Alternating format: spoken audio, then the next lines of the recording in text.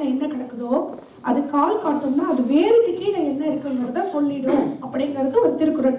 அப்ப நான் இங்க என்ன பார்த்தேன்னா, இந்த கடற்கரை முழுக்க வளரக்கூடிய எல்லா செடிகளும் ஒரு குறிப்பிட்ட உயரம் வளர்ற வரைக்கும் நல்லா வளருது, அதுக்கப்புறம் காஞ்சு போயிருது. அப்படின்னா என்ன அர்த்தம்னா, இவ்வளவு உயரம் வளர்ந்தா அதை போல 2 மடங்கு வேறுடும், அது வரைக்கும் நல்லா இருக்கு. அதுக்கு மேல வேர் வளரும் போது அங்க என்னமோ உள்ள போய் முட்டுது, அது பாய்சன் அனுப்புது, அது கருகி போகுது. அப்ப அங்க யாரு நல்லா சர்வைவ் ஆயிருந்தா அப்படின்னு பாத்தீங்கன்னா, குதிரை குழம்புன்னு ஒரு செடி இருக்கு, ஹார்ஷோன்னு சொல்லுவோம், அரவட்டமா இருக்கும். அதுதான் அந்த கடற்கரை முழுக்க செழிப்பா இருக்கு. அந்த குதிரை குழம்புக்கு வேர் எவ்வளவு இருக்கும்னா இவ்வளவுதான் இருக்கும். அந்த வேர் அடியில போகல, அந்த விஷத்தை தொடல, அதனால அது மட்டும் நல்லா இருக்கு. கடற்கரை முழுக்க பச்சை பசேர்னு இருக்கு. அப்ப நிலத்துக்கு மேல ஒருத்தர் நல்லா இருக்காரு, அவரோட வேர் எப்படி இருக்கும், கீழே உள்ளுக்குள்ள எப்படி இருக்கும், அதான் திருவள்ளுவர் சொல்லி வச்சிருக்காரு. அப்போ உள்ள என்ன இருக்குங்கிறத மேல இருக்கிறது காமிச்சு கொடுக்குது. அப்போ ஷார்ட் ரூட் ஜோன்ல இருக்கிறது வளருது, லாங் ரூட் ஜோன் போறது வளர மாட்டேங்குது. அப்போ இதுக்கு ஸ்பெஷலெல்லாம் ஒன்றும் வேண்டாமே, திருக்குறள் போதுமே. அப்போ இதை வச்சு சொல்லும் போது அவங்க ஒரே சர்ப்ரைஸ் ஆயிட்டாங்க. அப்படி தமிழ்ல இருக்க ஒன்னொன்னையும் எடுத்தீங்கன்னா ஒரு திருக்குறளும் இப்படி இன்டர்பிரட் பண்ணீங்கன்னு வச்சுக்கோங்களேன், பெரிய சொத்துக்கு சொந்தக்காரங்க நம்ம. அன்பார்ச்சுனேட்லி நமக்கு தெரியாது, நம்மகிட்ட என்ன இருக்குங்கிறது நமக்கு தெரியாது. ஒவ்வொன்றுலையும் இருக்கு, எதை தொட்டிங்கனாலும் இருக்கு. ஒரு சின்ன விஷயம், மழை பெய்யறதாகட்டும், இயற்கையாகட்டும், மழையா, ஏன்னா அவ்வளோ வருஷம் வாழ்ந்த ஒரு சமூகம், அறிவார்ந்த ஒரு சமூகம், இவ்வளவு சொத்துக்கு சொந்தக்காரங்க. எல்லாரும் காட்டுல நாடோடியா தெரிஞ்சுக்கிட்டு இருந்த காலத்துல இலக்கியம் எல்லாம் கண்டு அதுக்கு இலக்கணம் எல்லாம் எழுதப்பட்ட ஒரு சமூகம். அப்படிப்பட்டவங்க கிட்ட அறிவு தொடர்ச்சி இருக்குது. அதனாலதான் நம்ம இவ்வளவு தூரம் ஷைன் ஆகுறோம், எங்க போனாலும் நம்ம ஷைன் ஆகுறோம், எங்க போனாலும் வாழறோம். நாசால போய் பார்த்தா எல்லாம் பாதி பேர் தமிழ்காரங்களா இருக்காங்க. அப்ப எல்லாமே நம்ம தான் பண்ணிட்டு இருக்கோம். அப்ப நம்ம கிட்ட இந்த தொடர்ச்சி இருக்குங்கிறது தான் ஒவ்வொன்றும் சொல்லுது. இப்போ இந்தோனேஷியாவில் எங்களோட அனுபவம் என்னன்னு பார்த்தீங்கன்னா, அது ஃபுல்லாக ஒரு நாடு கிடையாது, 17,000 தீவு கூட்டம்.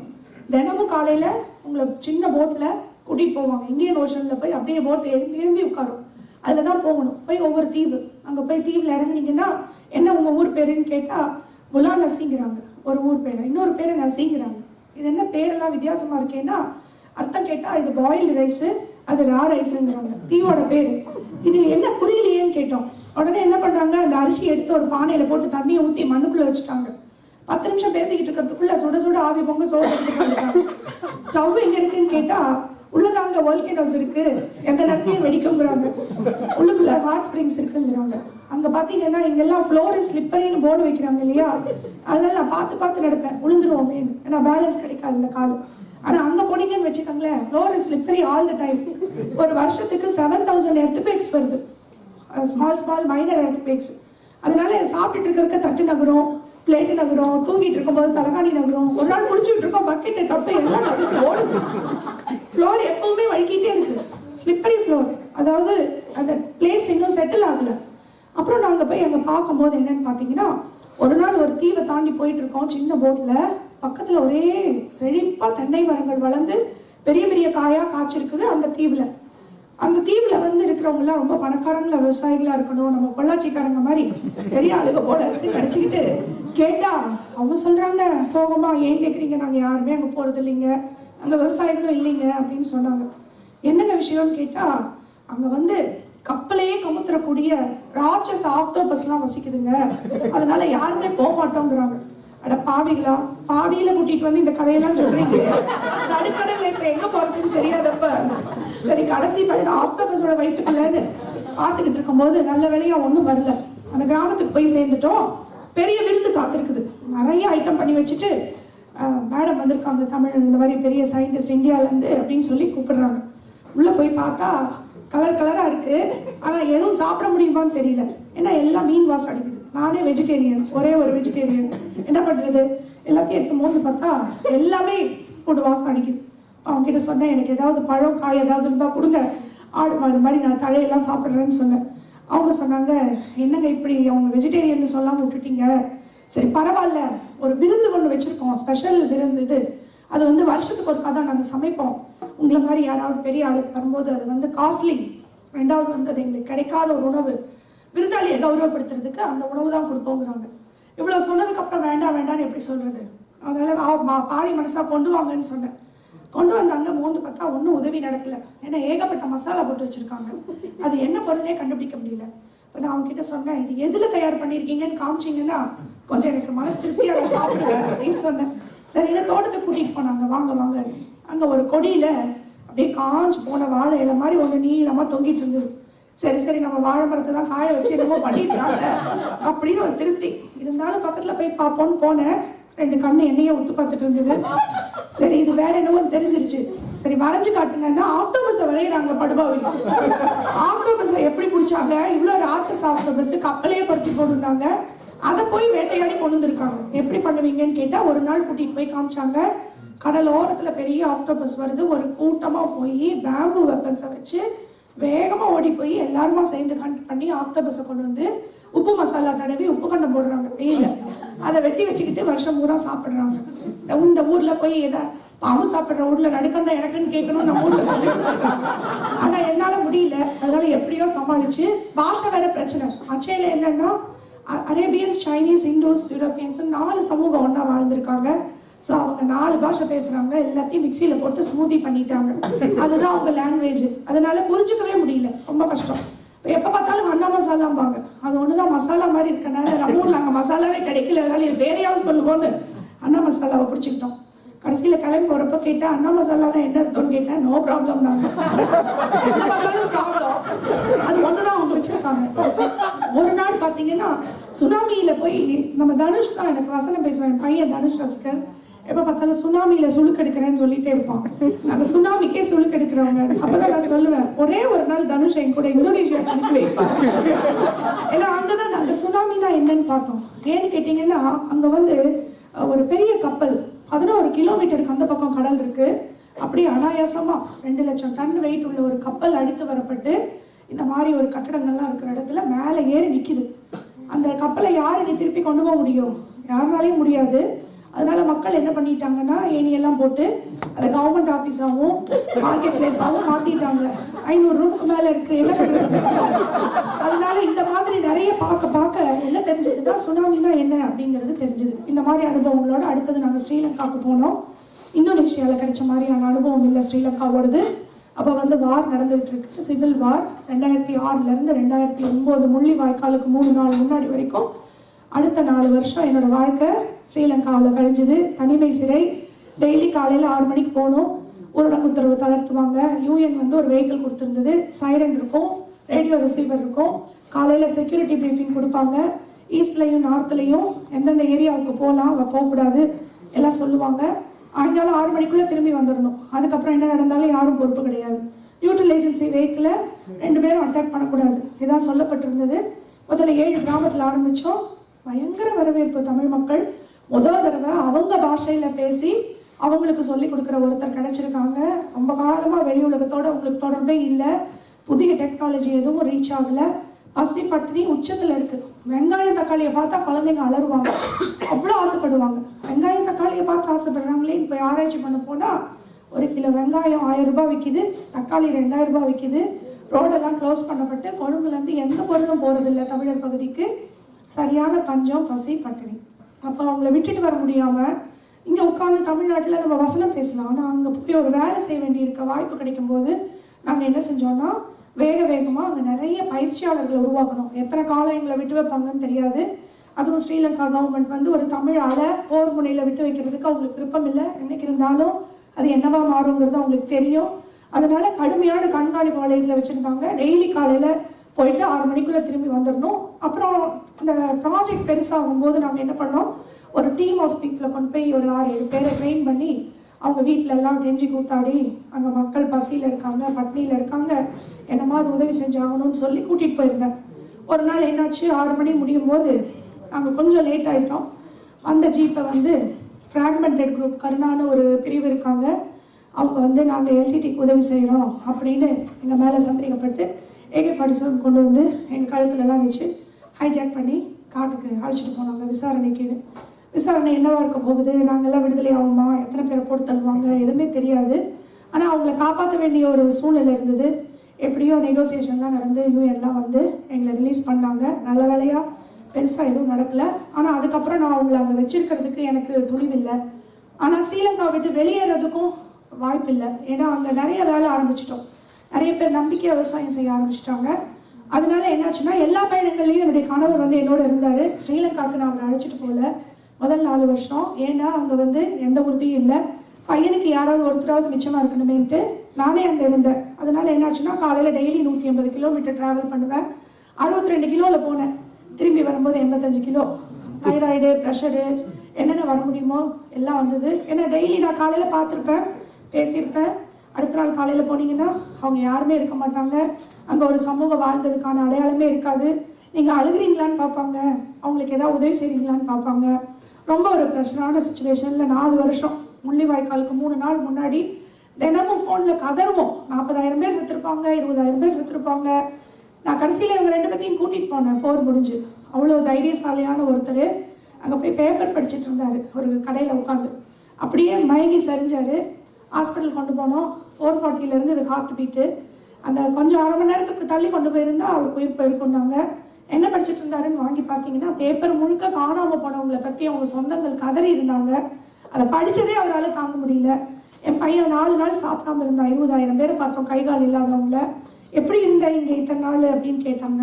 ஒரு வைராகியத்தில் இத்தனை பேர்த்துக்கு அந்த டிரான்ஸ்ஃபர் பண்ணணுன்னு 5 லட்சம் பேரை நாங்கள் பயிற்சி கொடுத்தோம். இப்போ உலகத்திலேயே வச்சு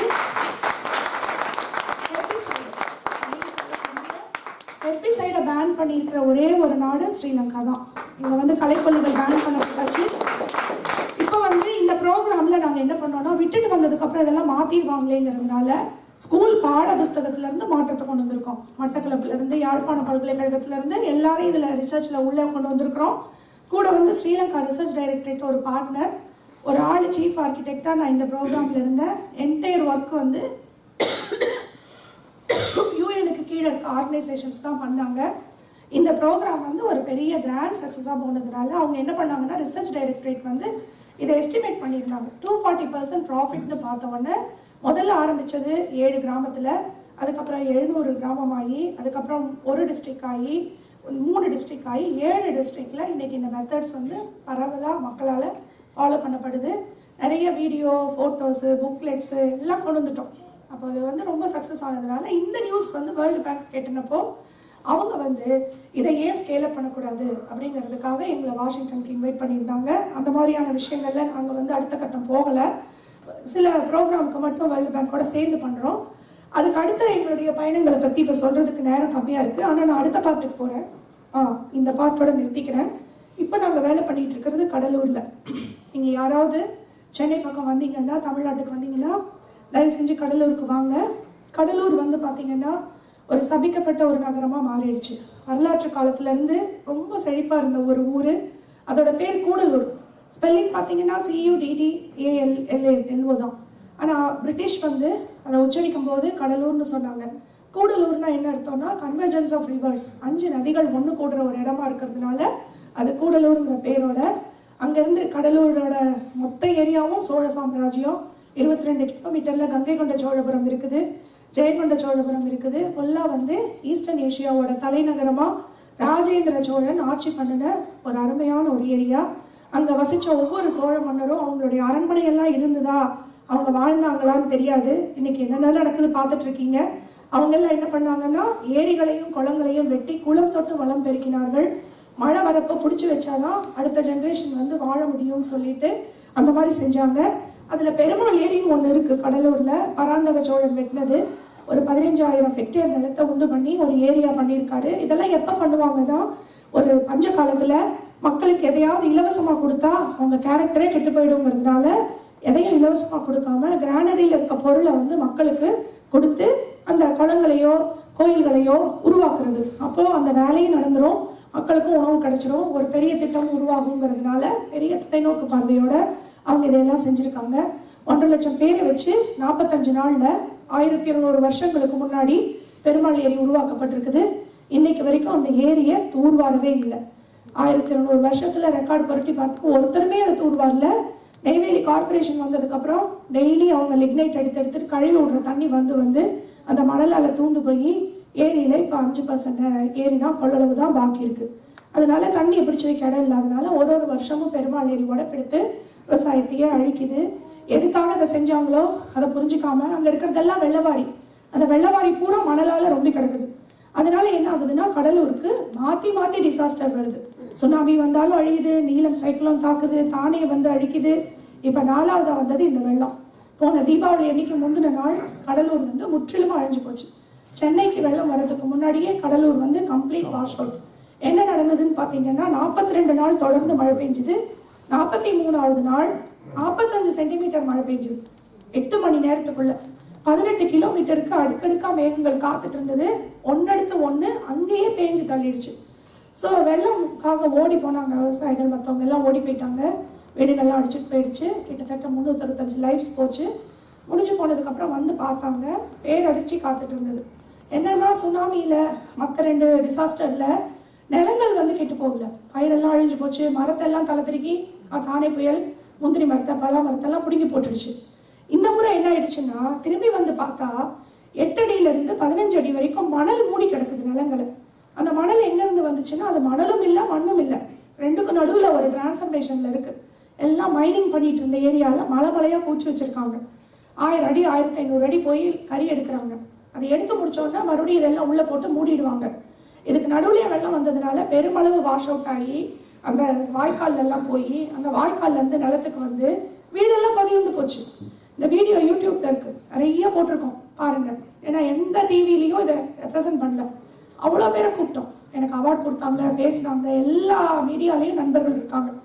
எல்லாரும் 2 பேர்த்த பார்த்து பயப்படுறாங்க. அம்மா என்ன சொல்லுவாங்க, மோடி என்ன சொல்லுவாங்க. சென்ட்ரல் கவர்மெண்ட் ஆஃபீஸ் இது, ஸ்டேட் கவர்மெண்ட்டுக்கு ப்ராப்ளம் இருக்கு, ஒன்று கூட எழுத மாட்டேன்ருச்சு. இந்த நகரங்கள்லாம் புதையுண்டி போகிறதெல்லாம் எங்கே படிச்சிருக்கோம், ஹிஸ்ட்ரியில் படிச்சிருக்கோம். இன்னைக்கு வாழ்ந்த மக்கள் கடலூருக்கு பொருள் அனுப்புனா அவங்க கொள்ளையடிக்கிறாங்கன்னு சொல்றாங்க. அவங்க கொள்ளையடிக்கிறவங்க இல்லை. நீங்க பார்த்தீங்கன்னா மறுபடியும் குறிஞ்சி, முல்லை, மருதம், நெய்தல் 4 வகை நிலப்பரப்பு நம்ம தமிழ் சமூகம் சொன்னது. அதை இப்போ என்ன சொல்லியிருக்காங்க, ஒவ்வொன்றும் ஒவ்வொரு எக்கோசிஸ்டம். இதை பற்றி வரையறுத்த சமூகம் உலகத்திலே கிடையாது. மவுண்டன் எக்கோசிஸ்டம், ஃபாரஸ்ட் எக்கோசிஸ்டம் எல்லாம் சொன்னோம். அங்கே பெரிய காடு இருக்கு, காடாம்புலியூர்னு இருக்கு. அங்கே வந்து 55,000 ஹெக்டேர் காடு. அந்த காட்டை பூரா அழிச்சிட்டு ஃபாரஸ்ட் டிபார்ட்மெண்ட் முந்திரி மரத்தை நட்டு வச்சிருக்குது. அந்த முந்திரியை 30 வருஷமா வளர்த்து முடிச்சு முந்திரி பலன் அளிக்கலன்னு இந்த வெள்ளத்துக்கு ஒரு 6 மாசம் முன்னாடி முந்திரி எல்லாம் அகற்றிட்டு மறுபடியும் அதை உழ ஒட்டி ஃபாரஸ்ட் ஃப்ளோரை 55,000 ஹெக்டேரை போய் உழ கொட்டி அதில் குட்டி குட்டி நாற்று நட்டு வச்சிருக்காங்க. யார் இவ்வளவு பெரிய சூழலை சிதைக்கிறதுக்கு இவங்களுக்கு பர்மிஷன் கொடுக்குறாங்கன்னே தெரியல.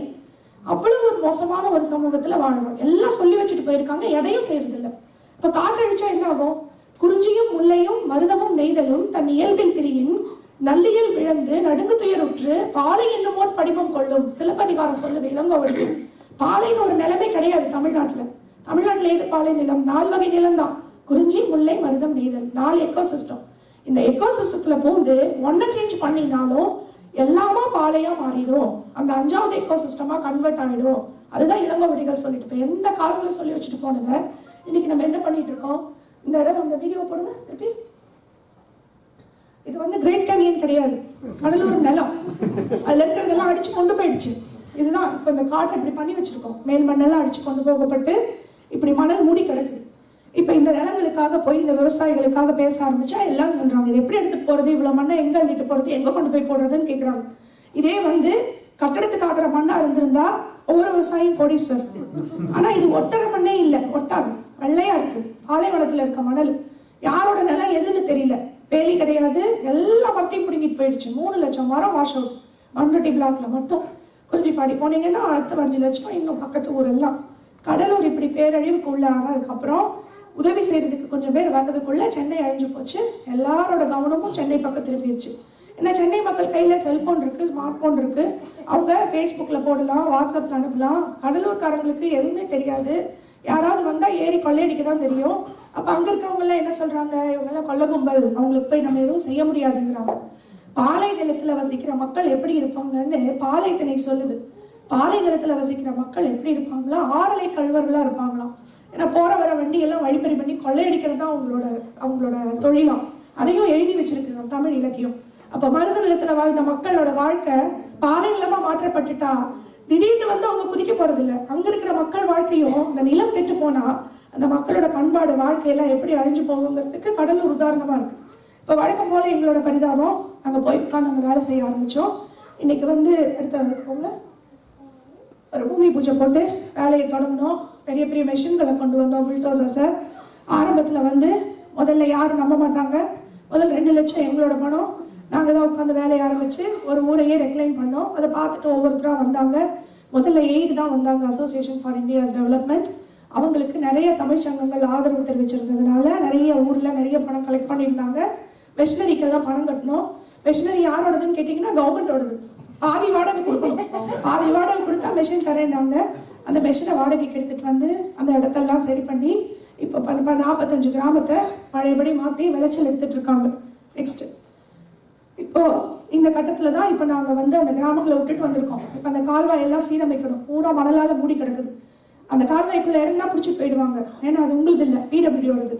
பிடபிள்யூடி வந்து பர்மிஷன் தரணும். பிடபிள்யூடி ஆஃபீஸர்ஸ் எல்லாம் கொண்டு வந்து பிரிட்டிஷ் மனுபவத்தில் தான் இருக்காங்க, வந்து பார்க்குறாங்க. இதெல்லாம் நாங்கள் பண்ண மாட்டோம், இதுக்கெல்லாம் லேட் ஆகுங்கிறாங்க. என்னை கூப்பிட்டு சொல்கிறாங்க, இங்கே இவ்வளோ வேலை செஞ்சுருக்கீங்க, ஊரே உங்களை தெய்வமாக நினைக்கிறாங்க, ஆனால் ஒன்று புரிஞ்சுக்கங்க, பர்மிஷனுக்காகலாம் வந்தீங்கன்னா கொடுக்க மாட்டாங்க. ஏங்க கொடுக்க மாட்டாங்க? டிசாஸ்டர் வந்தால் தான் நிறைய பணம் வரும், அதில் தான் ஊழல் பண்ணலான்னு அவங்க முடிவே பண்ணி வச்சுருக்காங்க. அதனால் இதெல்லாம் பண்ண விட மாட்டாங்க. சரி, நானே போய் பார்க்குறேன். மினிஸ்டரை போய் பார்க்க போனோம். நல்லா உபசரித்து இன்டர்நேஷ்னல் சயின்டிஸ்ட் வந்திருக்காங்கன்னு எல்லாம் சாப்பாடுலாம் கொடுக்க சொல்லி எல்லாம் பண்ணார். பிஏவை கூப்பிட்டு பேசினோம். அவர் சொன்னார், மினிஸ்டர் ஒன்றும் கேட்க மாட்டார், பார்ட்டிக்கு ஏதாவது இன்ஃபோசிஸ் கிட்டேருந்து வாங்கி கொடுங்க, அப்போ தான் அதை பண்ண முடியும்னாங்க. நான் அப்போ தான் சொன்னேன் எய்டு கிட்ட, நீங்கள் கூப்பிட்டீங்கல்ல, நான் வர வேண்டிய நேரம் வந்துருச்சு, இங்கேருந்து எனக்கு பைத்தியம் பிடிச்சிடும், இல்லைன்னா தீவிரவாதி ஆயிடுவேன், நான் கொஞ்ச நாள் வரேன், என்னை பத்திரமா வச்சுக்கோங்கன்னு சொல்லி நான் கிளம்பி வந்தேன். இன்னும் அந்த கிணறுலாம் தூர் வரப்படலை. இப்போ போய் தான் பழையபடி போராட்டத்தை ஆரம்பிக்கணும்.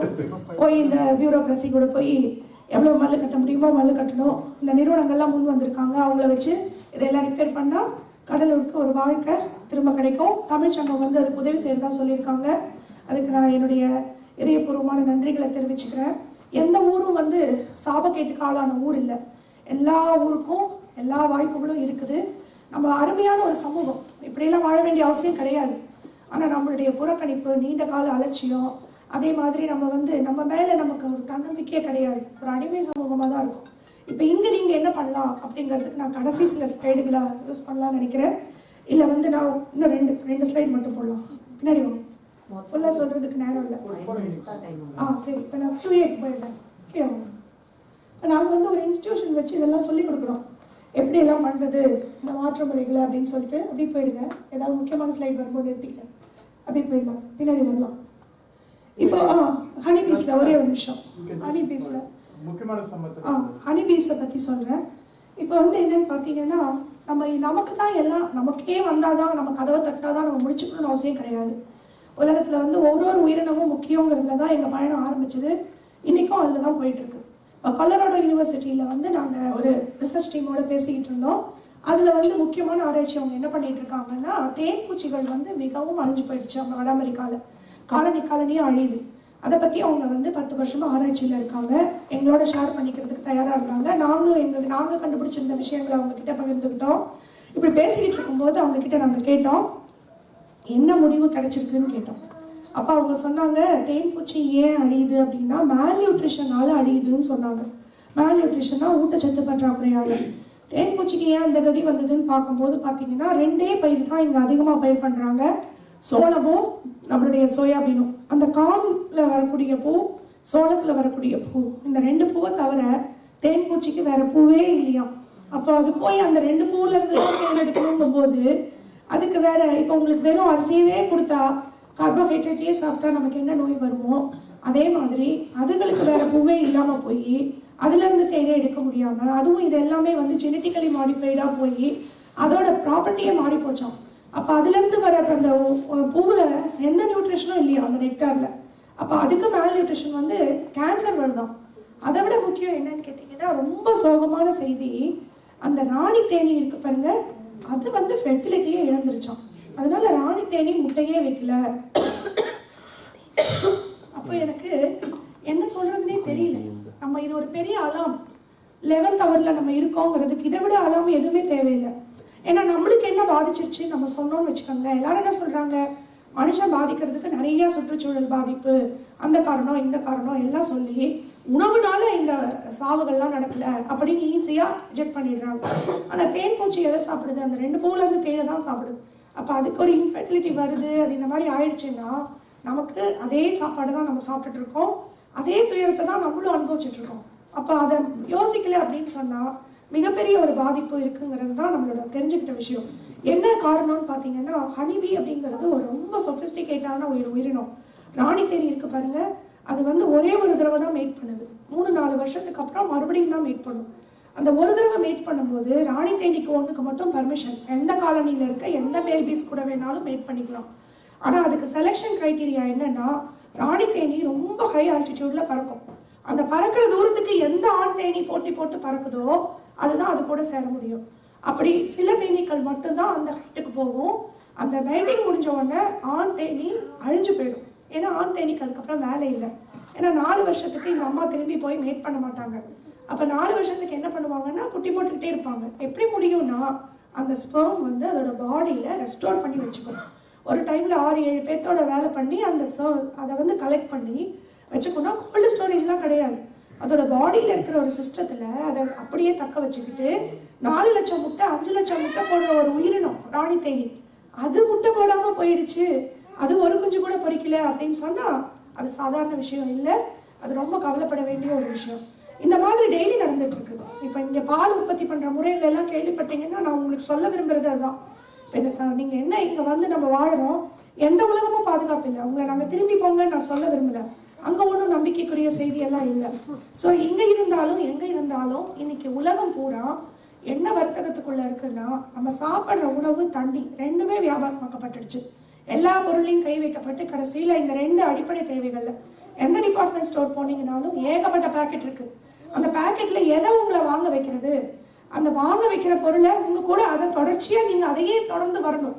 அப்போ ஒரு தடவை உங்களை வாங்க வச்சா பத்தாது, நீங்க அது கூடயே வரணும். அப்ப யார் இதுக்கு டார்கெட்னா, குழந்தைங்க தான் டார்கெட் மெயின். அப்ப அந்த குழந்தைங்க உணவுல பூரா என்ன இருக்குன்னு பாத்தீங்கன்னா, நிறைய டேஸ்ட் தெரியாம இருக்கிறதுக்கான நிறைய விஷயங்கள் அங்க இருக்கு. உதாரணத்துக்கு நான் சொல்லணும்னா, 7th டேஸ்டர்னு ஒரு சால்ட், அதுதான் நிறைய இங்க இருக்கக்கூடிய உணவுகள்ல இருக்கு. இதெல்லாம் நான் பப்ளிக் மீட்டிங்ல சொல்ல முடியாது, ரெக்கார்ட் பண்ணிட்டு இருந்தீங்கன்னா ஒளிபரப்பாதீங்க. இப்ப வந்து என்னன்னு பாத்தீங்கன்னா, நான் வந்து பாதுகாப்புக்காக சொல்றேன், உங்களுக்கும் பிரச்சனை வரும் எனக்கும் பிரச்சனை வரும். இது என்ன அப்படின்னு பாத்தீங்கன்னா, அந்த 7th டேஸ்டர் என்ன பண்ணுதுன்னா, 6 சுவையை உணரக்கூடிய நரம்புகளை மழுங்கடிச்சிடும். ஸோ நம்ம குழந்தைங்க என்ன பண்ணுவாங்க, அந்த நூடுல்ஸையே கேட்பாங்க, அந்த ஃபுட்டையே கேட்பாங்க விரும்பி விரும்பி திரும்பி திரும்பி. நீங்க என்ன சொன்னாலும் அவங்க அதுக்கு தான் விரும்புவாங்க. அது அவங்களோட குற்றம் கிடையாது. அவங்களுக்கு மற்ற டேஸ்டே உணர முடியாது. அந்த நர்வ்ஸை வந்து அது மழுங்கடிச்சிடும். இந்த மாதிரி ஒரு ஃபுட்லையும் அந்த ஃபுட்டையே நீங்க திரும்பி வாங்க வைக்கிறதுக்கு ஒரு பெரிய போட்டியே நடக்குதுங்க. அந்த போட்டியில அது உணவுங்கிறதே மறக்கப்பட்டுடுது. அதை எப்படியாவது அதை விற்கணும், அது உங்க கையில வரணும். அப்போ இந்த சைஸ் இது பால் உற்பத்தி பண்ற முறை இங்க நீங்க கேள்விப்பட்டிருக்கீங்களா தெரியாது. நான் போன முறை விசிட் பண்ணும்போது மெடிசன் ஏரியாவில், விஸ்கான்சின் ஸ்டேட்ல மெடிசன்ல நிறைய ஃபார்மர்ஸை மீட் பண்ண போயிருந்தோம். ஏன்னு கேட்டிங்கன்னா, உலக அளவில் இந்த மாதிரி விவசாய அமைப்புகளோட நம்ம தொடர்பு வச்சிருக்கோம். இந்தியாவில் எப்படி விவசாயி தற்கொலை பண்ணிக்கிறாரோ அதே மாதிரி அமெரிக்காலையும் நிறைய சின்ன சின்ன விவசாயிகள் தற்கொலை பண்ணிக்கிறாங்க. மெடிசன் ஏரியாவுக்கு நாங்கள் ஏன் போனோம்னா, அங்கே பால் பண்ணை தொழிலில் சின்ன சின்ன ஃபார்மர்ஸ் ஈடுபட்டிருக்கவங்க எல்லாம் இப்போ தாக்கு பிடிக்க முடியாமல் அந்த தொழிலை விட்டு வெளியேறாங்க, இல்லைன்னா தற்கொலை பண்ணிக்கிறாங்க. அதில் சில குடும்பங்களை சந்திச்சு ஆறுதல் சொல்றதுக்காக நாங்கள் போயிருந்தோம். நாங்களும் உங்களை மாதிரி தான் கஷ்டப்படுறோம், ஒரு சாலிடாரிட்டிக்காக எங்களை அழைச்சிட்டு போயிருந்தாங்க. அந்த ஊர்களில் கிராமங்களில் போய் நாங்கள் அவங்க கிட்ட பேசிட்டு இருக்கும்போது ஒரு வீட்டுக்கு போயிருக்கோம். ஒரு விவசாயி என்ன பண்ணியிருக்காரு, ரீசெண்டாக அப்போதான் ஒரு 15 நாள் முன்னாடி தற்கொலை பண்ணியிருக்காரு. எல்லா மாட்டையும் ஷூட் பண்ணி கொண்டுட்டு தானும் தற்கொலை பண்ணிக்கிட்டாரு. யார்கிட்டையும் அந்த மாடுகளை விட்டுட்டு போறதுக்கு அவருக்கு மனசு வரல. உண்மையாவே அவர் அந்த மாடுகளை நேசிச்சிருக்காரு, அதோட வாழ்ந்திருக்காரு. ஆனா அவரால் தாக்கு பிடிக்க முடியல. அப்ப நாங்க கேட்டோம், எப்படி தாக்கு பிடிக்க முடியாத அளவுக்கு இந்த சிஸ்டம் கொலாப்ஸ் ஆச்சுன்னு கேட்கும்போது அவங்க ஃபேக்டரி ஃபார்மிங்கை பற்றி சொன்னாங்க. ஃபேக்டரி ஃபார்மிங்னா என்னன்னு எங்களுக்கு அப்பதான் புரிய வச்சாங்க. ஒரு பெரிய ஷெட்டுக்குள்ள பல ஆயிரம் மாடுகளை கொண்டு போய் வச்சு இந்த மாதிரி பண்றாங்க. இவங்களுக்கு ஹெவி சப்சிடி கிடைக்குது. அதனால என்ன ஆகுதுன்னு கேட்டீங்கன்னா, அந்த ஃபேக்டரி ஃபார்மிங்ல உற்பத்தி பண்ற பாலோட அளவும் அதிகம், விலையும் குறைச்சலா கொடுக்க முடியுதுங்கும் போது சின்ன ஃபார்ம்ஸ்னால போட்டி போட முடியாம அவங்க இந்த மாதிரி பண்றாங்கன்னு சொன்னாங்க. அப்ப நாங்க அவங்க கிட்ட கேட்டோம். நான் பாலிசி டிராஃப்டிங் கமிட்டியில ஒரு மெம்பரா இருக்கேன் இந்திய அரசாங்கத்துக்கு. அங்க வந்து இது பேசப்படுது. அப்ப நான் அவங்க கிட்ட கேட்டேன், இது இங்க வரப்போகுது இந்தியாவுக்கு, அதனால இதை இப்பவே தெரிஞ்சுக்கிட்டா மக்கள்கிட்ட போய் சொல்றதுக்கு, பத்திரிகையாளர்கிட்ட சொல்றதுக்கு வசதியா இருக்கும், என்னை கொஞ்சம் கூட்டிட்டு போக முடியுமான்னு கேட்டோம். சொன்னாங்க, அது ரொம்ப பாதுகாப்பு படுத்தப்பட்ட ஏரியா, அங்க போடிட்டு நம்ம திரும்பி வந்து இதெல்லாம் பேசினா பெரிய ஆபத்துன்னு சொன்னாங்க. எப்படியோ நாங்கள் கான்டாக்ட்ஸ் எல்லாம் உண்டு பண்ணி ஒரு இடத்துக்கு போயிட்டோம். அப்போ என்னோட பையன் 6வது படிக்கிறான். நான் விசிட்டில் எங்களுக்கு தெரியாது அங்கே இவ்வளோ பயங்கரங்கள்லாம் இருக்கும், அதனால அவனையும் கூட்டிகிட்டு போயிட்டோம். ஒரு ஃபார்ம் விசிட் பண்ண போகிறோம்னு நினச்சிட்டு அங்கே போய் ஃபார்மாலிட்டி எல்லாம் முடிஞ்சதுக்கப்புறம் நான் வந்து பாலிசி லெவலில் இதை இன்ஃப்ளூயன்ஸ் பண்ணுறதுக்கு ஹெல்ப் பண்ணுவேங்கிற ஒரே ஒரு காரணத்தில் அவங்க எங்களை அலோவ் பண்ணுறாங்க. எங்களோட பேக்ரவுண்ட்லாம் அவங்களுக்கு தெரியாது. ஸோ நாங்கள் போய் உள்ளே போய் பார்க்க போகும்போது இந்த மாதிரி 1.5 அடி இருக்குது. இந்த 1.5 அடியில் மாடுகள் வந்து ஒவ்வொரு 1.5 அடியிலும் இரும்பு சங்கிலியால் கட்டப்பட்டிருக்கு. கழுத்தில் சங்கிலி, காலில், எல்லாத்துலேயும். ஏன் இப்படி சங்கிலி போட்டு கட்டி வச்சுருக்காங்க அப்படின்னு பார்த்தீங்கன்னா எல்லாமே மெக்கனைஸ்டு. அவ்வளோ 1000 மாடுக்கும் சேர்ந்து 3 பேர் தான் இருக்காங்க. அந்த பாலை கறக்கிறதுக்கோ பதப்படுத்துறதுக்கோ எல்லாத்துக்கும் எல்லாமே மெஷின் தான். பொவைன் க்ரோத் ஹார்மோன் அப்படின்னு ஒரு இன்ஜெக்ஷன், அது வந்து மான்சாண்டோ தான் தயாரிக்குது. அது என்ன பண்ணுன்னா பால் வந்து ஒரு மாடு 15 லிட்டர் கறக்குதுன்னா அது 30 லிட்டராக மாற்றி கொடுக்கும். அந்த பால் எங்கேருந்து வருது அப்படின்னு கேட்டிங்கன்னா அது உடம்புல இருக்க சதை, ரத்தம் எல்லாமே பாலாக கன்வெர்ட் ஆகிடும். அது வந்து ஒரு தடவை கூட அது ஊசி போட்டு அது கருவுற வைக்கிறது இல்லை, அது வந்து காளை மாடோட சேர்க்கறது இல்லை. அப்போ எப்படி அதுக்கு வந்து கண்ணு போடும்போது தானே அது பால் சுரக்கும். அதுக்கு பதிலாக அந்த கண்ணு போடுறப்போ எந்த ஹார்மோன் சேஞ்ச் நடக்குதோ அந்த ஹார்மோனையே ஆர்டிஃபிஷியலாக இன்ஜெக்ட் பண்ணிடுறது. அப்போ அது பாலாக மாற ஆரம்பிச்சிடும். இதுதான் அங்கே நடக்குது. அதில் வந்து ஒரு நாளைக்கு 3 தடவை அந்த மெஷின் போய் அட்டாச் ஆகிடும் மாடோட அந்த இது கூட. டைமுக்கு இவ்வளோ 6 மணி நேரத்துக்கு ஒருக்கா அதுவே தானாக போய் மாட்டிக்கும். அப்புறம் சாணி போட்டுச்சுன்னா வேக்யூமில் அதுவே க்ளீன் பண்ணிக்கும். அந்த பக்கம் கன்வேயரில் தீவனம் போகுது, அது தானாக போகும். இது எல்லாமே மெக்கனைஸ்டு. அப்போ மாடு நகர்ந்துட்டா பொசிஷன் மாறிடும். அதனால கழுத்தில் சங்கிலி, வாலில், காலில் நின்றுட்டே தான் இருக்கணும். திரும்பக்கூடாது, அசைக்கக்கூடாது, உட்காரக்கூடாது. இப்படி உட்காந்து எந்திரிச்சா கலரி இன்டேக் அதிகமாகுமா. அதனால இட் இஸ் அ மெஷின், அவ்வளோதான். அந்த மெஷின் வந்து ஒரு 3 வருஷம் அல்லது 4 வருஷம் தான் உயிரோடு இருக்கும். அதுக்குள்ளே அது எவ்வளோ சித்திரவதை அனுபவிக்க முடியுமோ. ஷெட்டுக்குள்ளே இருக்குது, காற்றை பார்க்காது, தண்ணியை பார்க்காது, புல்லு கிடையாது, தீவனம் பூரா காணும். அந்த கானோட மற்ற அனிமல்ஸோட பிளட்டு, அந்த பிளட் எங்கேருந்து வந்ததுன்னா இந்த ஸ்லாட்டர் ஹவுஸ் உள்ளேயே வச்சுருக்காங்க. கொண்டு போகிறாங்க, தலைகீழாக தொங்க விடுறாங்க. பெரிய இரும்பு ஹேமர் வந்து உடைக்கிற மண்டையை அதுக்கு முன்னாடியே உயிரோடு இருக்கும்போதே 600 டிகிரி சென்டிகிரேட் ஸ்டீமை பாய்ச்சுறாங்க. எதுக்குன்னா உயிரோடு இருக்கும்போது தோலை உரிச்சு எடுத்தா முழுசாக வருவான், செத்துட்டா இறுகி போய் தோல் முழுசாக வராதான். அது அப்படியே பேய் கூச்சல் போடுது அந்த உயிரினம், பாவம். அதுக்கப்புறம் அதை கொண்டு போய் மண்டையை உடைச்சி ரத்தத்தை எடுத்து டிஹைட்ரேட் பண்ணி பெல்லட் பண்ணி அது அடுத்த மாட்டோட தீவனமாக உள்ளே வந்துடுது. கண்ணுக்குட்டி எல்லாம் கூண்டில் போட்டு தனித்தனியாக கட்டி வச்சுருக்காங்க. இந்த கண்ணுக்குட்டி யாரோட கண்ணுக்குட்டின்னு கேட்டோம். ஏன்னா இந்த மாடுகளில் தான் கருவுறவே இல்லையே, இது யாரோட பிள்ளைன்னே தெரியல. அப்போ சொன்னாங்க தூரத்தில் இருக்கிற பண்ணைகள்லேருந்து வீல் இண்டஸ்ட்ரிக்காக இந்த கண்ணுக்குட்டியெல்லாம் கொண்டு வந்து வச்சுருக்கோம், இதை வந்து 1 மாதம் 2 மாதத்தில் வெட்டிடுவோம், அது வரைக்கும் இது இங்கே இருக்கும்னாங்க. இதோட அம்மா விட்டு கொண்டு வந்துட்டீங்களே, பாலுக்கு என்ன பண்ணுறதுன்னு கேட்டோம். அதோட அம்மாவோட பாலை கொடுத்தா இந்த கண்ணுக்குட்டியெல்லாம் செத்து போயிடும்னாங்க. இது என்ன கதையாக இருக்குன்னா அவங்க சொன்னாங்க, நாங்கள் நிறைய ஊசி போட்டிருக்கோம் இல்லையா, ஹார்மோன்ஸ் எல்லாம் கொடுக்குறோம், அந்த பாலில் இருக்க அந்த டோஸ் வந்து இந்த கண்ணுக்குட்டிக்கு ஓவர் டோஸு, அதனால மதர்ஸ் மில்கை கொடுக்க மாட்டோம், பிறந்தோடனே பிரித்து கொண்டு வந்துடுவோம் அப்படின்னு சொன்னாங்க. அதுக்கு மேலே ஒன்று சொன்னாங்க, ஒன்றுமே அசைவே இல்லை. தோட்டத்தில் நாங்கள் நிறைய கண்ணுக்குட்டி வச்சுருக்கோம், பையன் பின்னாடியே போகும், சாக்லேட் சாப்பிட்டா கேட்கும், ஐஸ்கிரீம் சாப்பிட்டா கேட்கும், சாப்பிட்றதெல்லாம் கொடுக்கணும், அதுங்களுக்கெல்லாம் பேர் இருக்குது, எல்லாம் அவனை விட அவனோடையே வளர்ந்தவங்க, அவங்க எல்லாரும் ஒரு உறவு இருக்குது. அங்கே ஒன்றுமே இல்லை, அது அப்படியே படுத்து கிடக்குது. பையன் எழுப்பி பார்க்குறான், ஒரு கண்ணுக்குட்டியே அவனோட விளையாட மாட்டேங்குது. அப்போ தான் நாங்கள் கேட்டோம், ஏன் இதெல்லாம் சோர்வாக இருக்குது, பால் கொடுக்கலன்னா வேற என்ன கொடுப்பீங்க இதுக்கு குடிக்கிறதுக்குன்னு கேட்டோம். அவங்க சொன்னாங்க, ஒரு நாளைக்கு ஒரு தடவை கஞ்சி கொடுப்போம் அப்படின்னு சொன்னாங்க.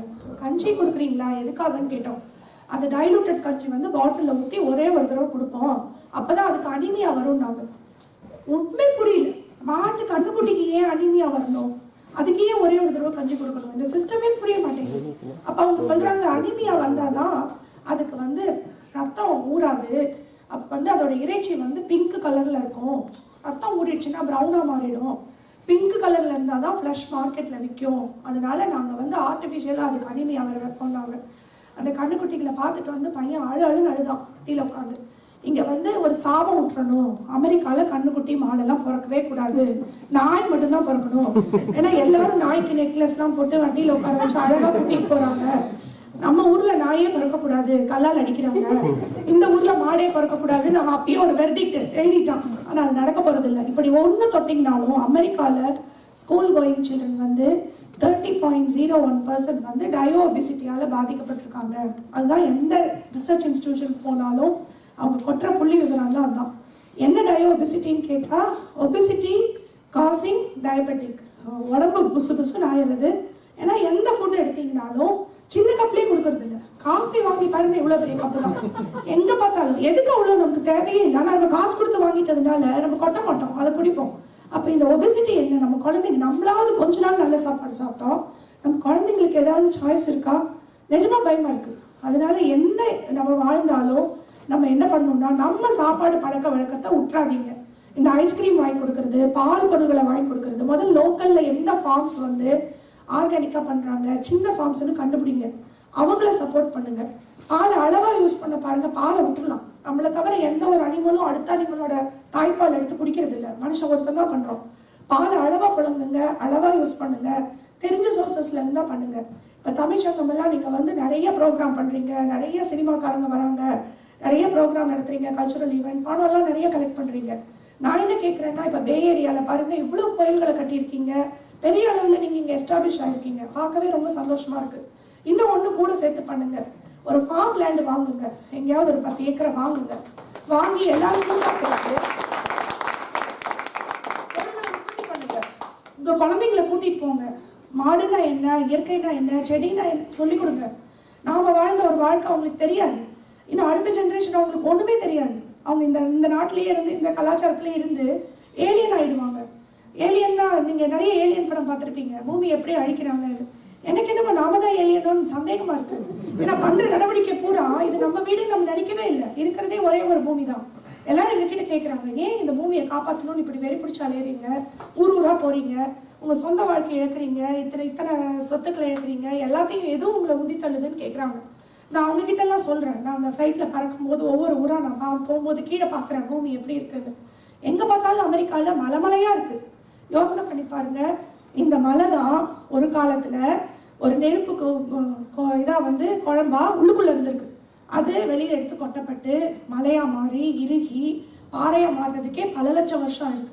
அதெல்லாம் உடஞ்சு பெரும்பெருக்கல்லா மாறி காலப்போக்கில் உருண்டு ஓடி கூழாங்கல்லா மாறி, அந்த கூழாங்கல்லாம் மணலா மாறி, அந்த மணல்ல மட்கு பொருள் எல்லாம் சேர்ந்து உயிருள்ள ஒரு மேல் மண்ணா மாறுறதுக்கு இயற்கை 2 லட்சம் வருஷம் எடுத்திருக்கு.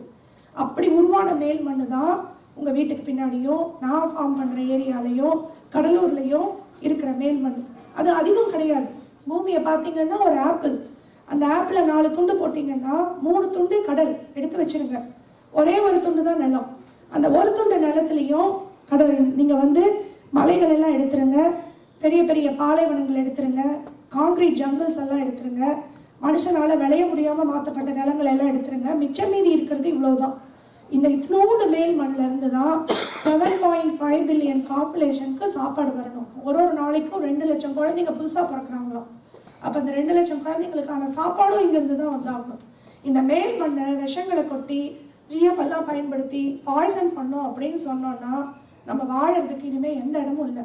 வாஷிங்டன்ல நான் இருக்கும்போது அந்த சயின்டிஸ்ட் எல்லாம் வந்து சொன்னாங்க, நீங்க இவ்வளோ தூரம் வந்துட்டு நீங்க மூன் மியூசியம் போகாம போகக்கூடாதுன்னாங்க. மூன் மியூசியத்தில் என்ன இருக்குன்னு கேட்டேன். அங்கே வந்து மூன்லேருந்து கொண்டு வந்து நாங்கள் ஒரு பீஸ் வச்சுருக்கோம், ப்ரொடெக்டட் ஏரியா, அது ரொம்ப விலை மதிப்புள்ள ஒரு இடம், அதை நீங்கள் கண்டிப்பாக பாருங்கள், சந்தோஷப்படுவீங்க, அது மூன் ராக் அப்படின்னு சொன்னாங்க. நான் சொன்னேன், அந்த மூன்லேருந்து வந்திருக்கிற அந்த ராக் எவ்வளோ விலை மதிப்புள்ளதாக இருந்தாலும் என்னை பொறுத்தளவுக்கு இந்த பூமி தான் விலை மதிப்புள்ளது. ஏன்னா அந்த ராக்ல எதுவுமே விளைய போகிறதில்ல. ஆனால் இந்த பூமியில் ஆயிரக்கணக்கான உயிரினங்கள் வாழறதுக்கு தேவையான எல்லாமே வைக்கப்பட்டிருக்கு. அப்போ ஒரு பீஸ் ஆஃப் லேண்ட் உங்கள் கையில் இருக்குன்னா அந்த 3 ராக்கை விட விலை மதிக்க முடியாத ஒன்று உங்கள் பேக்யார்டில் இருக்குது. அதை லான் பண்ணாதீங்க தயவு செஞ்சு. அந்த லானுங்கிறது என்ன அப்படின்னு பார்த்தீங்கன்னா, ஒரு பறவை கூட கூடு கட்ட முடியாது, ஒரு பட்டாம்பூச்சி கூட வந்து உட்கார முடியாது. இப்போ தேன்பூச்சிக்கெல்லாம் சாப்பாடு இல்லை. உங்கள் லான்லலாம் நிறைய பூச்செடிகளை போடுங்க, நிறைய தேன்பூச்சி வரட்டும், அது சாப்பிடட்டும், பட்டாம்பூச்சி வரட்டும். உங்கள் குழந்தைங்களுக்குலாம் உங்களை இன்ட்ரடியூஸ் பண்ணுங்கள், இவங்களும் நம்மளோட ஃபெலோ பார்ட்னர்ஸ் இந்த குளோபில் வசிக்கிறவங்கன்னு சொல்லுங்கள். அப்போ எல்லாருக்கும் நாங்கள் சொல்கிறது என்னென்னா, தயவு செஞ்சு நம்ம பெரிய பெரிய லட்சியங்கள் இலக்குகள் எல்லாம் வச்சுக்கிறோம், என்னவோ செஞ்சுட்ருக்கோம், நம்ம ஒன்று மறந்துட்டோம். we are part of this nature. நான் முதலே சொன்ன மாதிரி சுற்றுச்சூழலை காப்பாத்துங்கன்னு சொல்கிறது எதுக்காகன்னா, அதில் இருக்கக்கூடிய உயிரினங்களை காப்பாற்றுறதுக்கோ இயற்கையை காப்பாற்றுறதுக்கோ இல்லை, நம்மளை காப்பாற்றிக்கிறதுக்கு தான். நம்ம தான் கடைசியாக வந்திருக்கோம். நாம் இல்லாத ஒரு உலகத்தில் எல்லாரும் வாழ முடியும், ஆனால் அவங்கெல்லாம் இல்லாத ஒரு உலகத்தில் நாம் ஒரு நாள் கூட வாழ முடியாது. அந்த அளவுக்கு எல்லாரும் பின்னி பிணைக்கப்பட்டிருக்கிறோம். அப்போ நம்ம கையில் கிடைச்ச வாழ்க்கையில் நம்ம என்ன வேணால் பண்ணலாம், சாஃப்ட்வேரில் இருக்கலாம், என்ன வேணால் பண்ணலாம். கடைசியில் நம்ம யாருன்னு கேட்டிங்கன்னா, இந்த பூமியில் நம்மளும் ஒருத்தர். கூட இருக்க மண்புழு கூட, இப்போ நம்ம வர வழி பூரா மண்புழுவாக இருந்தது, மழையில் அடிச்சுட்டு வந்து மேலே ஏறி இருக்கு. அந்த ஒவ்வொரு மண்புழுவையும் கேட்டு பாருங்க, அந்த மண்புழுவோட வாழ்க்கையை விட நம்மளோட வாழ்க்கை வசதியெல்லாம் கிடையவே கிடையாது. நம்மளோட வாழ்க்கை வசதி தான், ஆனா அதுகளுக்கும் ஒரு வசதியான வாழ்க்கை இருக்கு. மண்புழு என்ன பண்ணுது தெரியுங்களா? ஒவ்வொரு நாளும் 20 தடவை மேலே கீழே போயிட்டு வருது. ஒரு ஆரோக்கியமான நிலத்துல 4 லட்சம் மண்புழு இருக்கு. அந்த 4 லட்சம் மண்புழு 20 தடவை மேலே கீழே போகுது. அப்ப மண்ணை புரட்டி போடுது. அப்ப என்ன செய்யுதுன்னா, மண்ணை தோண்டி போயிட்டே இருக்கும்போது டனல் மேக்கிங் ப்ராசஸ்ன்னு சொல்றோம். ஓட்டையா போட்டுட்டு போகுது. அந்த ஓட்டை வழியா தான் ஏர் வாட்டர் பேலன்ஸ், வேர் மூச்சு விடணும், உள்ளுக்குள்ள இருக்க உயிரினங்களுக்கெல்லாம் காத்து போகணும். அப்ப அந்த காத்து போறதுக்கு டனல் மேக்கிங் ப்ராசஸ் தான் இது பண்ணி உள்ளுக்குள்ள காத்த போக வைக்குது. மழை பெஞ்சா தண்ணி உள்ள போகுது. ஒரு கிணத்துல தண்ணி குறைஞ்சு போகுதுன்னா என்ன அர்த்தம்னா, மண்புழுவே அங்கே இல்லைன்னு அர்த்தம். மண்புழு இருந்துச்சுன்னா நிறைய ஓட்டைகளை போட்டு வைக்கும். மழை பெஞ்சா தண்ணி கிடுகிடுன்னு இறங்கி கிணறு ரீசார்ஜ் ஆகும். ஏன்னா அந்த தண்ணி உள்ள இறங்கி மைக்ரோ டேம்ஸை உருவாக்கும். குட்டி குட்டி மைக்ரோ டேம்ஸ் எல்லாம் ஒன்னா சேர்ந்தா ஒரு ஸ்ட்ரீம் உருவாகும், கிணத்துக்கு தண்ணி போகும், கிணறு ரீசார்ஜ் ஆகும். அப்ப மண்புழு என்ன பண்ணுது, நம்ம எங்கேயாவது நிலத்தை தோண்டி பெரிய பெரிய சுரங்கங்களை உருவாக்கி மினரல்ஸ் எல்லாம் வேலை எடுத்துட்டு வரோம். மண்புழு பூமிக்கு வலிக்காம ஓட்டை போட்டு உள்ள போய் கீழே இருக்க மினரல்ஸ் எல்லாம் சாப்பிட்டு மேலே வந்து அதை துப்பிடுது, வால் வழியா வெளியில விடுது. அப்ப மினரல்ஸ் ஒரு கட்டத்துக்கு வந்துடுது. அங்க இருக்கக்கூடிய மண்புழு அங்கிருந்து ஆரம்பிச்சு ரிலே மாதிரி அடுத்த கட்டத்துக்கு கொண்டு போகுது. அங்க இருக்கிற மண்புழு டாப் சாயிலுக்கு கொண்டு வருது. இப்படி ரிலே மாதிரி இந்த வேலையை செஞ்சு கீழே பல அடியில் இருக்கக்கூடிய மினரல் டாப் சாயிலுக்கு கொண்டு வரப்படுது. இப்போ ஃபால் சீசன்ல எல்லா மரமும் இலையை கொட்டிடுச்சு. இங்க இருக்க மரம் எல்லாம் பார்க்கவே ஆசையா இருக்கு. எல்லா மரமும் இலை கொட்டிடுச்சு, எல்லா கலரா இருக்கு. அந்த இலையை பார்த்தா பெரிய பெரிய மெஷின் வருது, அந்த இலையும் எடுக்குது. பதறுது எங்களுக்கு மனசு. ஏன் அப்படின்னு கேட்டீங்கன்னா, அந்த ஃபால் சீசன்ல அந்த மரம் எதுக்காக இலையெல்லாம் கொட்டுச்சு? இப்போ சூரியன் இருக்க போறது இல்லை, ப்ரொடக்ஷன் நடக்க போறது இல்லை. லீஃப் இஸ் த கிச்சன் மேல வெயில் அடிச்சா சுகர் கன்வர்ஷன் நடக்க போகுது. அப்ப அந்த லீஃப்ல வெயில் வந்து விழுந்துருச்சு. இப்ப அந்த வெயில் விழுந்தா சாப்பாடை மாற்றப்பட்டு சேர்த்து வைக்கப்பட்டு வேலையெல்லாம் நடக்குது. இப்போ ஃபால் சீசன்ல வெயில் கிடைக்காது. அப்ப இருக்கிற சாப்பாட்டை இத்தனை பேர் சாப்பிட்டா குடும்பம் பிழைக்குமா?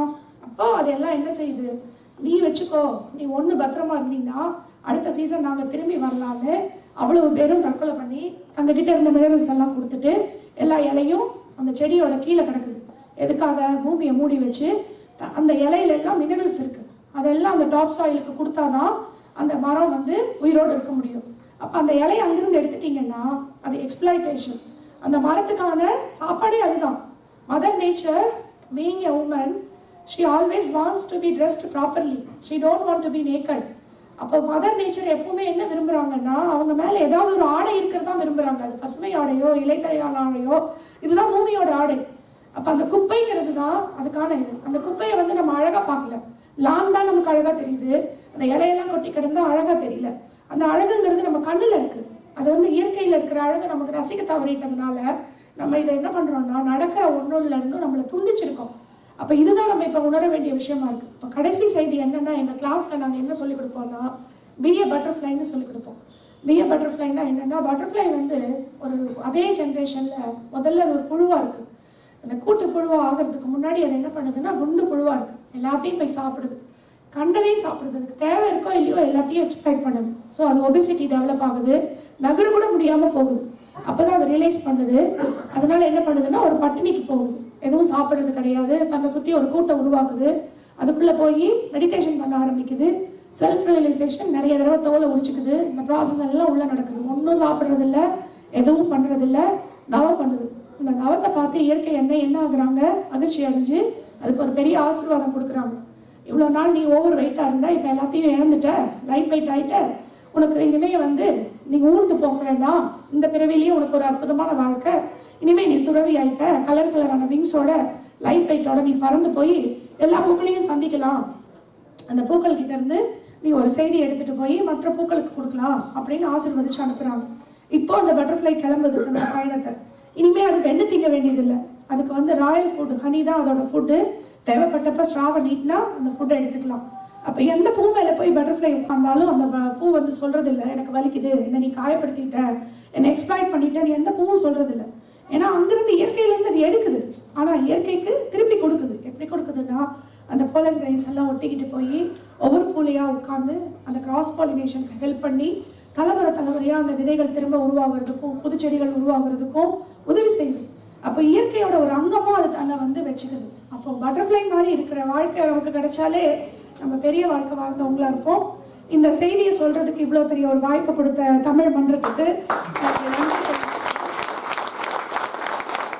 நீங்க யார் வேணாலும் வரலாம். அந்த 3 நாள்ல விதையிலிருந்து அறுவடை வரைக்குமான தொழில்நுட்பங்களை எப்படி மாற்றி செய்யறதுங்கிறதுக்கு சொல்லிக் கொடுக்குறோம். இப்போ வந்து டாலஸ் டெக்ஸாஸ் கார்டனர்ஸ்னு ஒரு அமைப்பு இருக்காங்க. அவங்க வந்து ஒரு 268 பேர் ஒன்றா சேர்ந்து நிறைய விஷயங்கள் செஞ்சுட்டு இருக்காங்க. அந்த மாதிரியான அமைப்புகளை வந்து நீங்கள் உருவாக்குனீங்கன்னா உங்களுக்கு நான் தொடர்ந்து கூட பேசலாம்.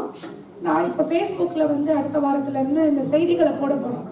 அதனால நீங்கள் கூட அதில் இணையலாம். அப்போ இந்த தொடர்ச்சியாக உங்களுக்கு இந்த மாதிரி செய்திகள் கிடைக்கிறதுக்கு சில வாய்ப்புகள் இருக்குது. அங்கே வரும்போது நீங்கள் வந்து கடலூருக்கு வரலாம். நாங்கள் அடுத்த 3 வருஷம் கடலூரில் தான் இருக்க போகிறோம். நெய்வேலியில் இந்திரா நகரில் தான் எங்கள் ஆஃபீஸ் இருக்குது. நீங்கள் யார் வேணாலும், இப்போ வித்யா இருக்காங்க, கனகலட்சுமியில் எங்களோட தொடர்பில் இருக்காங்க. நாங்கள் ஒரு சிறிய முயற்சியை கனகலட்சுமியோட வீட்டில் வந்து ஆரம்பிச்சிருக்கோம். இன்றைக்கி தான் அதுக்கு ஒரு விதை போட்டிருக்கோம். அது என்ன அப்படின்னா, அவங்க வீட்டுக்கு பின்னாடி இருக்கிற இடத்த வந்து ஒரு பேக்யார்டு கார்டனிங் பண்ணுறதுக்காக இப்போ நாங்கள் சொல்லிக் கொடுக்குற முறைகளில் எந்தவித ரசாயனங்களும் இல்லாமல் அந்த இடத்த எப்படி வந்து முழுக்க ஒரு பயன்பாட்டுக்கு கொண்டு வர்றது, பல வகையான பயிர்களை எப்படி பயிர் பண்ணுறது, இதெல்லாம் பண்ண போகிறோம். ஸ்கூல் குழந்தைங்களுக்காக தான் மெயினாக அதை பண்ணுறோம், ஒரு எஜுகேஷன் ப்ரோக்ராமாக. ஸோ நீங்கள் யாராவது இதில் வாலண்டியர் பண்ணணும்னா நீங்கள் கனகலட்சுமி கூட சேர்ந்துக்கலாம், இவங்க வித்யா கூட சேர்ந்துக்கலாம். அங்கே வாரம் ஒரு முயற்சி நடந்து அடுத்த 3 மாதங்களுக்குள்ள முழு ஒரு தோட்டத்தை வந்து அவங்க உருவாக்க போகிறோம். அங்கே காய்கறிகள், கிழங்குகள், மெடிசனல் பிளான்ட்ஸு, பலவிதமான டிசைன்ஸு எல்லாமே வந்து அங்கே பண்ணுறதுக்கு இருக்கோம். நான் வந்து அவங்களுக்கு சப்போர்ட் பண்ணுறேன்னு சொல்லியிருக்கேன். பீரியாடிக்கெலாம் அவங்க ஷேர் பண்ணலாம். இந்த ப்ரோக்ராமில் நீங்கள் பார்ட்டிசிபேட் பண்ணலாம். உங்களுக்கு ஏதாவது நீங்க சொன்னீங்களா அவங்க கார்டனிங்ல பண்ணிட்டு இருக்கணும், சீட்ஸ் எல்லாம் இங்க அங்க இருந்து கொண்டு வந்தீங்களா? ஹெரிடேஜ் சீட்ஸ் எல்லாம் எப்படி கொண்டு வந்தீங்க? இங்கே கிடைக்குது, நிறைய இங்கே கிடைக்குது. உங்களுக்கு அந்த கான்டாக்ட் டீட்டெயில்ஸ் அட்ரஸ்லாம் நாங்கள் கொடுத்துருக்கோம். ஆல்ரெடி பார்த்தீங்கன்னா போர்ட்லாண்ட்லலாம் பார்த்தீங்கன்னா தமிழ்ச்சங்கம் வந்து இப்போ ஒரு 12 ஏக்கர் நிலம் வாங்குறதுக்காக கடைசி கட்டத்தில் இருக்காங்க. அங்கேயும் இதே மாதிரி தாய் தமிழ் பள்ளியில் பசங்களோட பேசுறதுக்கு கூப்பிட்டுருந்தாங்க. கடைசியில் பார்த்தீங்கன்னா அப்பா அம்மாலாம் வந்து உட்காந்து 2 மணி நேரம் 3 மணி நேரம் ஆகி எழுந்திரிச்சு போகாமல் எல்லாம் உணர்ச்சி வசப்பட்டு நாங்கள் நிலம் வாங்குகிறோம், நீங்கள் நிலம் வாங்குகிறோன்னு. போர்ட்லாண்டில் அருமையான ஊர். ஸோ இப்போ அவங்க வந்து விவசாயத்துக்கு தயாராகிட்டாங்க. அப்படி டல்லாஸில் வந்து ஏற்கனவே இன்னொரு முயற்சி நடந்துகிட்ருக்கு. நான் உங்களையும் என்ன சொல்கிறேன்னா, நீங்களும் இந்த மாதிரி ஒரு முயற்சியை தொடங்குங்க. கண்டிப்பாக நான் வந்து திரும்ப வரும்போதோ இல்லை அவங்க கூட பேசும்போதோ சப்போர்ட் பண்ணுறேன். ஃபார்மிங் பண்ணுறது அப்படிங்கிறது நிச்சயமாக கஷ்டமானது வேலையெல்லாம் கிடையாது.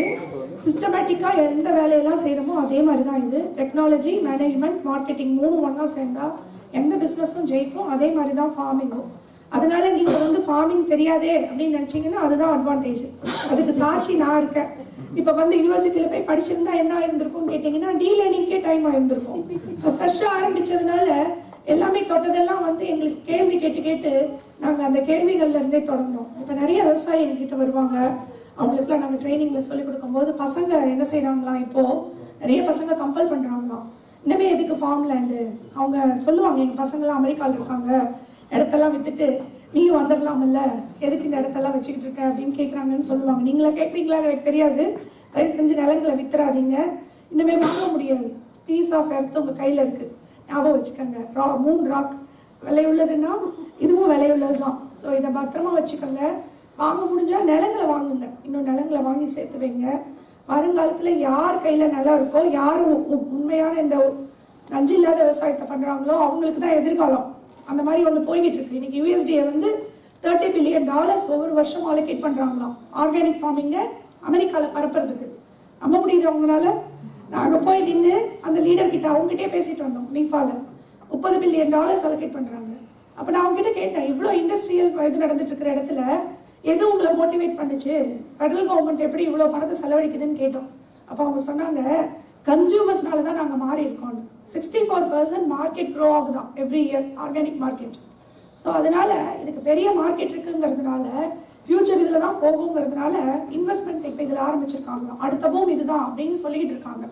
அதனால அதில் நீங்கள் வந்து விலைக்கு போயிடாமல் அந்த பார்ட் ஆஃப் ஒன்றா இருக்கணும்னா கொஞ்சம் இடம் பாருங்கள், மாடுகள் எல்லாம் கொண்டு வாங்க. இன்னைக்கு மத்தியானம் ஒருத்தர் வந்தார், தர்மேந்திரான்னு சொல்லிட்டு ஒரு வாலண்டியர்.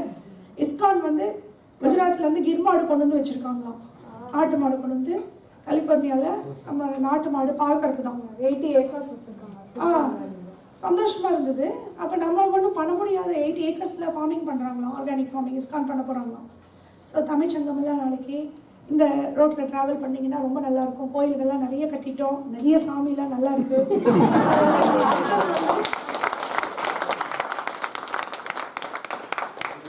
குழந்தைங்கள்லாம் நல்லா இருக்கணும். அப்படி அப்படின்னா நம்ம இந்த மாதிரி விஷயங்களை கொஞ்சம் கொண்டு போகணும். அதுக்கு ஒரு தொடக்கமாக இந்த விஷயங்களை நீங்கள் எடுத்துகிட்டு போனீங்கன்னா மிகவும் மகிழ்ச்சி. கேள்விகள் கேட்கலாம். ரொம்ப தேங்க்ஸ் நீங்கள் ஷேர் பண்ணதுக்கு. I really enjoy. நான் என்ன கேட்கணும்னு நினச்சேன்னா, US is one of the most educated countries, அதாவது is the educated country in the world.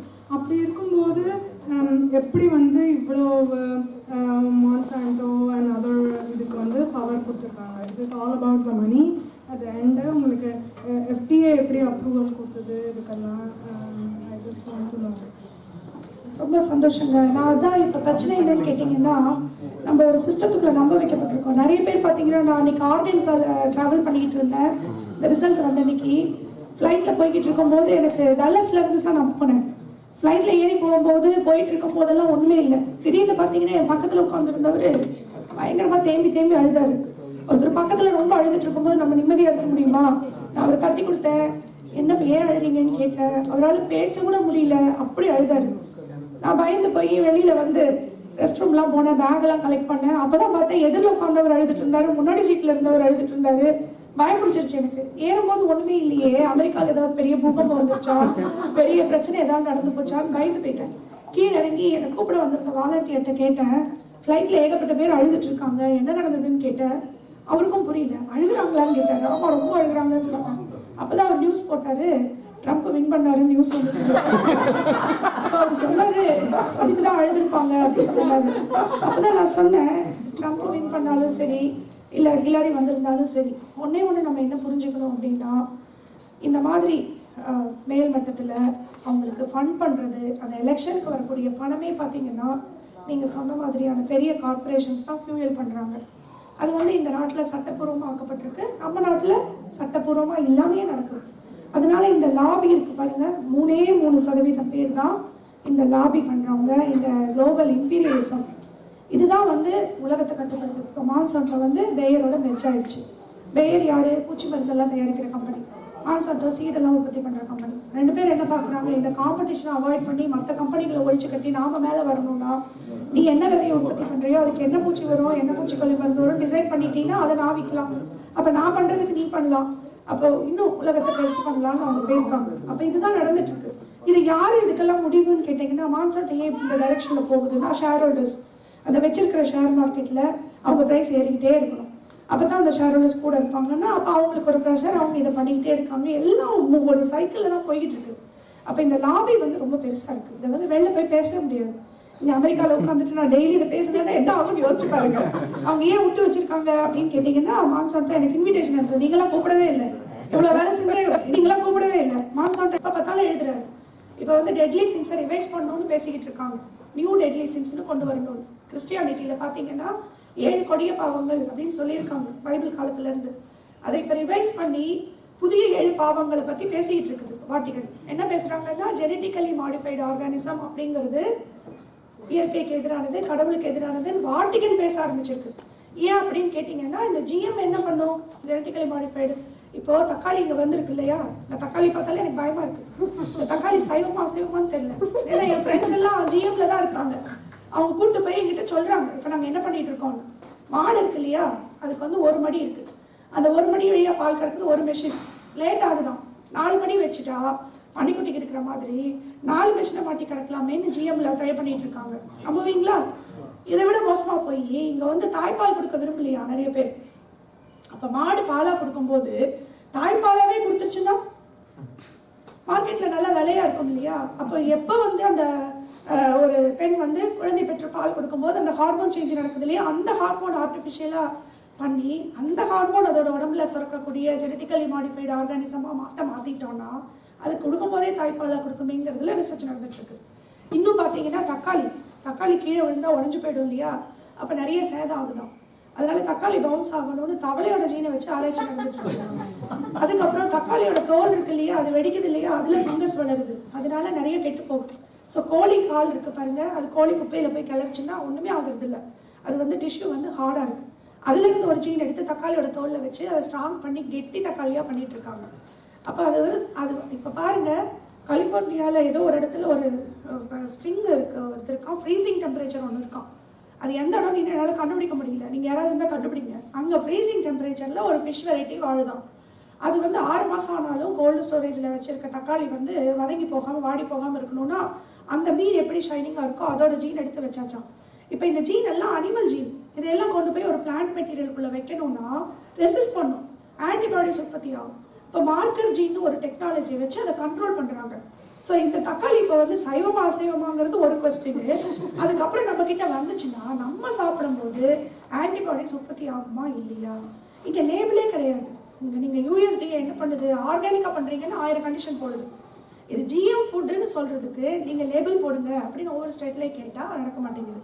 யூரோப்ல இருக்கு, யூரோப்ல லேபிளிங் சிஸ்டம் இருக்கு. GM ஃபுட்டை வந்து அவங்க பேன் பண்றாங்க, எங்களுக்கு வேண்டாங்கிறாங்க. நீங்க அந்த மாதிரி இருக்கு.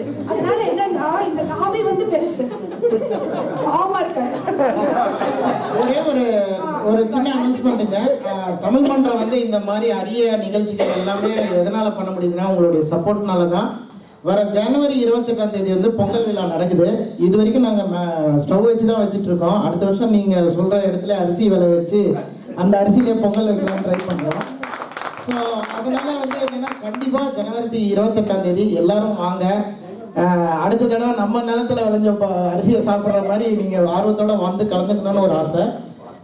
செகண்ட் வந்து கொஷின்ஸ் வந்து நீங்கள் ஒரு 10 பேர் கேட்கலாம். சொல்ல முயற்சி பண்றேன். இப்போ இங்கே பார்த்தீங்கன்னா நீங்கள் சொல்கிற பெரிய பெரிய கம்பெனி தான் அந்த ஆர்கானிக் காஸ்கோன்னு ட்ரெயின் நிறைய பேர் போகிறாங்க.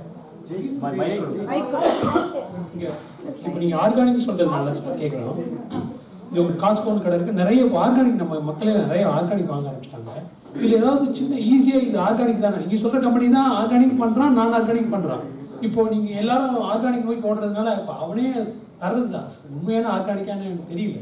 அது ஏதாவது ஈஸியாக சுலபமாக கண்டுபிடிக்க முடியுமா எங்களால்?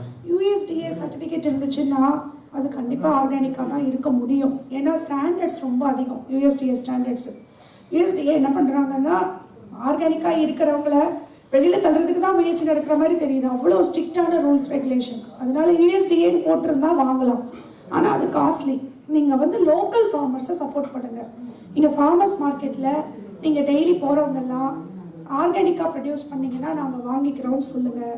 அப்படி இல்லைன்னா எங்களுக்கு வேண்டான்னு சொல்லுங்கள். இப்படி நீங்கள் போகிறவங்கெல்லாம் ஆர்கானிக்னு கேட்க ஆரம்பிச்சிங்கன்னா அவங்களுக்கு ஒரு இன்ட்ரெஸ்ட் வரும். அப்போ அவங்க வந்து உற்பத்தி பண்ணுவாங்க.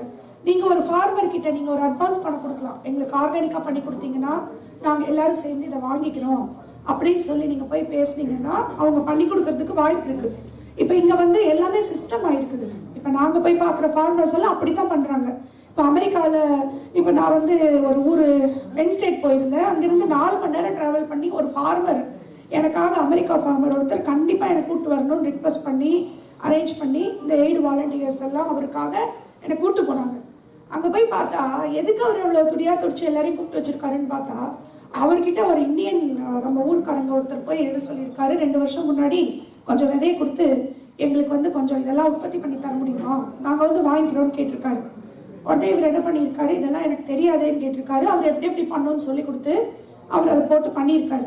அவர் விளைவிச்ச உடனே என்ன ஆயிடுச்சா, நிறைய பேர் அங்கேருந்து இந்தியன் கம்யூனிட்டிஸ் இங்கே இருக்குன்னு தெரிஞ்சு வாங்க ஆரம்பிச்சிருக்காங்க. இவர் இதில் ஒரு நல்ல மார்க்கெட் இருக்குன்னு தெரிஞ்சவர் அந்த அமெரிக்கன் ஃபார்மர் இந்த 2 வருஷத்துல கம்ப்ளீட்டா அவர் என்ன பயிர் பண்ணிட்டு இருந்தாரோ எல்லாத்தையும் விட்டுட்டு 12 ஏக்கர்லயும் 52 இந்தியன் வெஜிடபிள பயிர் பண்றாரு. பூரா பாவக்காய், வெண்டைக்காய், கத்திரிக்காய் எல்லாம் பயிர் பண்ணிட்டு இருக்காரு. இவர் எதுக்கு என்ன கூப்பிடுறாருன்னா அதுல சில பிரச்சனையை வந்து அவருக்கு சமாளிக்க தெரியல. ஏன்னா அவர் இதை பார்த்ததே கிடையாது, இது கூட வாழ்ந்ததே கிடையாது. இப்ப வந்து மார்க்கெட்ல வந்து அவர் சக்சஸ் ஆயிட்டாரு. இன்னும் எப்படி ப்ரொடக்ஷனை ஸ்ட்ரென்தன் பண்றதுன்னு கேட்கறதுக்காக என்ன கூப்பிட்டு இருந்தாரு. அவர் வீட்டுக்கு போனா எனக்கு ஒரே ஆச்சரியம். பூரா நம்ம காயா இருக்கு, நம்ம கீரையா இருக்கு. அமெரிக்கன், அவர் ஒரு நாள் கூட இதை பார்த்ததில்லை. அப்போ அவங்களால பண்ண முடியும்னா நம்மளாலையும் பண்ண முடியும். அப்படி நீங்கள் ஃபார்மர்ஸை வந்து சப்போர்ட் பண்ணணும். கொலராடோவில் ஒரு ஃபார்மரை பார்த்தோம், முடிச்சிடறேன். கொலராடோவில் ஒரு ஃபார்மரை பார்த்தோம். அவர் வந்து என்ன பண்ணுறாரு, ஒரு அமெரிக்கன் ஃபார்மர். அவர் என்ன பண்ணுறாரு, 5 ஏக்கர் நிலத்துல ஆரம்பிச்சிருக்காரு லீஸுக்கு எடுத்து 23 வருஷத்துக்கு முன்னாடி. டேவிஸ்னு பேர். அவரை பற்றி நீங்கள் நெட்லலாம் பார்த்தீங்கன்னா கூட கிடைக்கும். டேவிஸ்னு போட்டு பாருங்க. ஒரு பெரிய ஃபார்ம் வந்து அமெரிக்காலேயே நான் பார்த்தது அவரோட ஃபார்ம் தான். ஆர்கானிக்கில் 1300 ஏக்கர் பண்ணிட்டு இருக்காரு. ஓனராக இருக்காரு 23 வருஷத்துல. எப்படி நீ இவ்வளோ சம்பாரிச்ச அப்படின்னு கேட்டேன். ஆர்கானிக்கா பண்ணதுனால தான் சம்பாரிச்சேன் அப்படின்னு சொன்னார். அப்புறம் இன்னொரு ரீசன் சொன்னாரு, என்னை சுற்றி இருக்கிறவங்க எல்லாம் கெமிக்கல் பண்ணாங்க அதனாலையும் சம்பாரிச்சேன். அவங்க பண்ணினா நீ எப்படி சம்பாதிக்க முடியும்னு கேட்கும்போது அவர் சொன்னாரு, நஷ்டமாயிட்டே இருந்தாங்க, நான் லாபமாயிட்டே இருந்தேன், என்கிட்ட காசு சேர்ந்துக்கிட்டே இருந்தது, அவங்ககிட்ட காசு இல்லாமல் போயிட்டே இருந்தது. ஸோ அந்த நிலத்தெல்லாம் என்கிட்ட தான் விற்றாங்க, நான் வாங்கி இவ்வளோ பெரிய பணக்காரன் ஆயிட்டேன்னு சொன்னார். அப்போ இந்த மாதிரி நிறைய சாட்சி இருக்காங்க, இங்கேயும் இருக்காங்க, இங்கேயும் நடந்துட்டு இருக்கு. ப்ளீஸ். உண்மையிலேயே இன்ஸ்பயர்டு ரேவதி தான் சொல்லணும். ரேவதி வந்து இங்கே உள்ளவங்களும் இல்லாமல் உள்ளவங்களுக்கு நீங்கள் பண்ணிகிட்ருக்கீங்க. நிச்சயமாக இன்ஸ்பயர்ட் மீ. அதனால் என்னோட கம்பெனி மூலம் inspiredrevati.com வெப்சைட் ஆல்ரெடி ரெஜிஸ்டர் பண்ண சொல்லிட்டேன் என் நண்பர்கிட்ட சொல்லி. நிச்சயமாக உங்களோட அந்த இலக்கிய மேற்கொள்கள்லாம் உண்மையிலே ரொம்ப நல்லா அருமையாக இருந்தது. குறிப்பாக அந்த திருக்குறள், நீ சொன்ன திருக்குறள், தோன்றின் புகழோட தோன்றுக எல்லார் தோன்றலையும் தோன்றாமை நின்று, நம்ம பிறந்தோம் இறந்தோம் அப்படிங்கிறது இல்லாமல் ஒரு புகழ், ஒரு ஏதாவது ஒரு அச்சீவ் பண்ணுறதுல தான் திருவள்ளுவரோட அந்த குரல் இருக்குது. அதுக்கு நிச்சயமாக நீங்கள் சாட்சி. நிச்சயமாக எங்களால் முடிஞ்ச டெக்னிக்கல் ஹெல்ப் உங்களுக்கு என்ன வேணாலும் பண்ணுவோம் அப்படின்னு சொல்லிட்டு தொடர்ந்து உங்களோட பயணம் வெற்றியடைய வாழ்த்துக்கு.